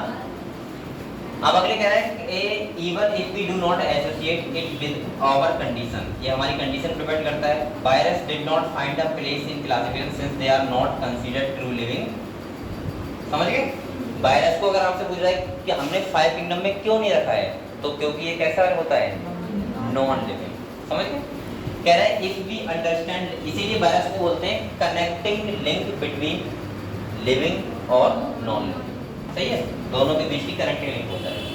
Those organisms that have cell structure, the virus are non-cellular। कैसा होता है? और कह रहा है बेटा characterized by having an inner crystalline structure outside the living। ये बाहर क्या होता है? एक रवा होता है, रवा कुछ भी मान लो, जैसे रवा आपने देखा है, सूजी जैसे वो होता है, ऐसा ही वायरस होता है। क्योंकि तुम बाहर कैसे भी रखो उसे क्या फर्क पड़ता है? वो तो नॉन लिविंग है, लेकिन रखने की कोशिश मत करना। समझ रहे हो? तभी तो मोदी जी कह रहे थे कोरोना में बाहर मत निकलो। वो इसलिए थोड़ा कह रहे थे कि आपको रोक रहे थे कि बाहर जाओगे तो क्या हो जाएगा। भाई वो इसलिए कह रहे थे कि आप बाहर जाओगे तो आप वायरस को लेके आओगे, और लेके आओगे अगर आपके अंदर आ गया तो क्या होगा? वो लिविंग फॉर्म में आ जाएगा। किस फॉर्म में आ जाएगा? और लिविंग फॉर्म में आ गया तो दिक्कत हो जाएगी। समझ रहे हो? फिर तुम क्या करोगे? लगातार उसको बढ़ाओगे। चलो अगले देखो, इसीलिए तो आपको पता है जिनको वो हो रहा था, क्या हो रहा था? ये देखो वायरस है। ये कौन सा वायरस है बेटा? TMP virus. कौन सा है? और ये कौन सा है? Bacteriophage virus. कौन सा है? अच्छा मैं इसके बारे में कुछ पता जो होना आपको नहीं होता है। देखो ये तो आपको पता है, इसको बोलते हैं टोबैको मोजेक वायरस, जो डिजीज करता है टीएम। ठीक है? टोबैको प्लांट डिजीज करता है मोजेक डिजीज। ये होता है एक बैक्टीरियोफेज वायरस। कौन सा होता है? आपको पता होगा, पुराने लोग कहते हैं कि एक बार गंगा जी में नहा लेना चाहिए। क्या करना चाहिए? नहा लेना चाहिए, जिससे क्या होता है? पाप धुल जाएंगे। ऐसा बोलते हैं? ऐसा हो सकता है क्या कि आपने पाप करे हो, गंगा जी नहा के धुल गए? कैसा हो सकता है? ऐसे तो मैं आज पाप करूंगा, कल को नहाऊंगा, बात खत्म। ऐसा हो सकता है क्या? देखो एक बात ध्यान रखना, पुराने लोगों का कहानी कहने का कुछ ना कुछ तो मतलब होता है। ये आप लोग उनकी बात को डीपली लिया करो थोड़ा, ठीक है? आप लोग मैं सोचा करो कि हमें आता है, तुम्हें कुछ नहीं आता। आप लोग एक बात समझो मेरी, वो ऐसा क्यों बोलते थे? आपने देखा होगा बहुत सारे शहर या बहुत सारे पवित्र जो प्लेस हैं वो कहाँ है? गंगा जी के किनारे पे हैं। ऐसा पता है क्यों होता था? आज तो आपके पास डोलो है, पैरासीटामोल है, ठीक है, आपके पास बहुत टाइप के साबुन है, बहुत सारे टाइप के फेस वॉश हैं, बहुत सारे टाइप के आपके पास हॉस्पिटल हैं, डॉक्टर हैं बहुत सारे टाइप के। आज से हजारों साल पहले ऐसा था क्या? नहीं था ना। होता क्या है कि जो गंगा जल होता है, गंगा का वाटर होता है, उसमें ये वायरस होता है। कौन सा वायरस? बैक्टीरियोफेज। और ये हमें डिजीज नहीं करता है, ये हमें फायदा करता है। पता क्या फायदा करता है? ये इन्फेक्शन हमें नहीं करता है, ये इन्फेक्शन करता है बैक्टीरिया को, जो हमें डिजीज करते हैं। पाप नहीं धुलते हैं गंगा में नहाने से। गंगा में नहाने से आपके अंदर की डिजीज कम हो जाती है। जैसे मान लो किसी को स्किन डिजीज है, कौन डिजीज है? स्किन, और उसने क्या किया? नहा लिया, तो हो सकता है कि जो स्किन डिजीज जिस बैक्टीरिया से है वो खत्म हो जाए। इसीलिए ये मैं किसी धर्म को लेके बात नहीं कर रहा हूँ, मैं अकॉर्डिंग टू बायोलॉजी बात कर रहा हूँ। किसी को भी अगर गंगा जी में नहाने का मौका मिले तो उसे नहा लेना चाहिए, पहली बात। दूसरा, अगर ना मिले तो आप लोग गंगा का वाटर पानी में डाल के नहा सकते हो, इसीलिए जिससे बैक्टीरियोफेज वायरस हमारे कांटेक्ट में रहे। और कांटेक्ट में कब रहेगा? जब आप गंगा के वाटर से कांटेक्ट में रहोगे। अब ये मुझे नहीं पता है कि भाई इसी वायरस में क्यों, इसी पानी में क्यों होता है। हो सकता है जहाँ से गंगा जी निकलती है, इस पहाड़ से, माउंटेन से, वहाँ पे ऐसा कुछ नेचुरली बन रहे हो, ऐसा कुछ हो। तो वो तो मैं नहीं जाऊँगा इतने आगे, लेकिन हाँ मैं यहाँ तक बता रहा हूँ। आपने इसीलिए देखा होगा गंगा का पानी का घर पे रखा होगा आपके, तो 1-2 साल हो गए होंगे, लेकिन बेकार नहीं होगा। वो जैसा लेके आए थे वैसा ही होगा। और ये वाली बोतल का पानी तुम रख दो, 1-2 साल छोड़ो, 1 महीना रख दो खाली, इसको देखोगे तो इसमें आपको बहुत सारे एलगी होंगे और पूरा सड़ा हुआ होगा, विकट, वो क्या बोलते हैं, विकट स्मेल आ रही हुई गंदी गंदी। एक बार ऐसा हुआ था वहाँ पे, एक बोतल रखा था 2-3 महीने का ऐसे। अच्छा, मैं पानी वानी के मामले में देखता नहीं हूँ कि पानी कैसा है, कहाँ से, मुझे पीने से मतलब है, क्योंकि पानी भाई बहुत इंपॉर्टेंट चीज़ है, आप तो समझ सकते हो। और इतनी इंपॉर्टेंट चीज़ को अगर आप ऐसे देख रहे हो कि ऐसे कुछ होते नहीं है कि मैं तो भाई इसी बोतल से पानी पीऊँगा। अगर आप जिस दिन कानपुर या शहर में रह लिए ना, तो आप लोग ये सोचोगे भाई पानी दे दो, कैसा भी दे, झूठा है तुम चलेगा, कोई दिक्कत नहीं। लेकिन तो मेरी भैया आदत है, मैं कानपुर रहा हूँ, ठीक है, तो मुझे इससे मतलब नहीं पानी कैसा है, कहाँ का है, मुझे पीने से मतलब है खाली। अब क्या हुआ, मैं जल्दी से पढ़ाने गया था वहाँ डरमट, वो उसमें उपाधि में, वो पानी रखा 2-3 महीने का, और बोतल क्या हुआ, मैंने पी लिया। वो इतना कड़वा पानी, इतने बैक्टीरिया मेरे अंदर गए होंगे, मैं वही उसको बाहर किया, लेकिन उल्टी तो नहीं कर पाया। और मुझे 1 दिन तक 2 दिन तक इतना प्रॉब्लम हुआ था, मुझे लग रहा था कि यार कहीं कोई प्रॉब्लम ना हो जाए। तो समझ सकते हो क्यों? क्योंकि वो पानी कैसा था, नॉर्मल था, और नॉर्मल वाटर क्या रहता है, बेकार रहता है। तो समझ गए बैक्टीरियोफेज के बारे में? अब तो नहीं बोलोगे? ठीक है बेटा, टाइम भी हो गया, क्या बात है। हाँ,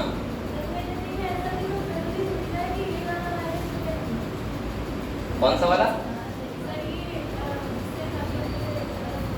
हाँ, लेकिन होता है, मैं ये बोल रहा हूँ। हाँ, कौन सा?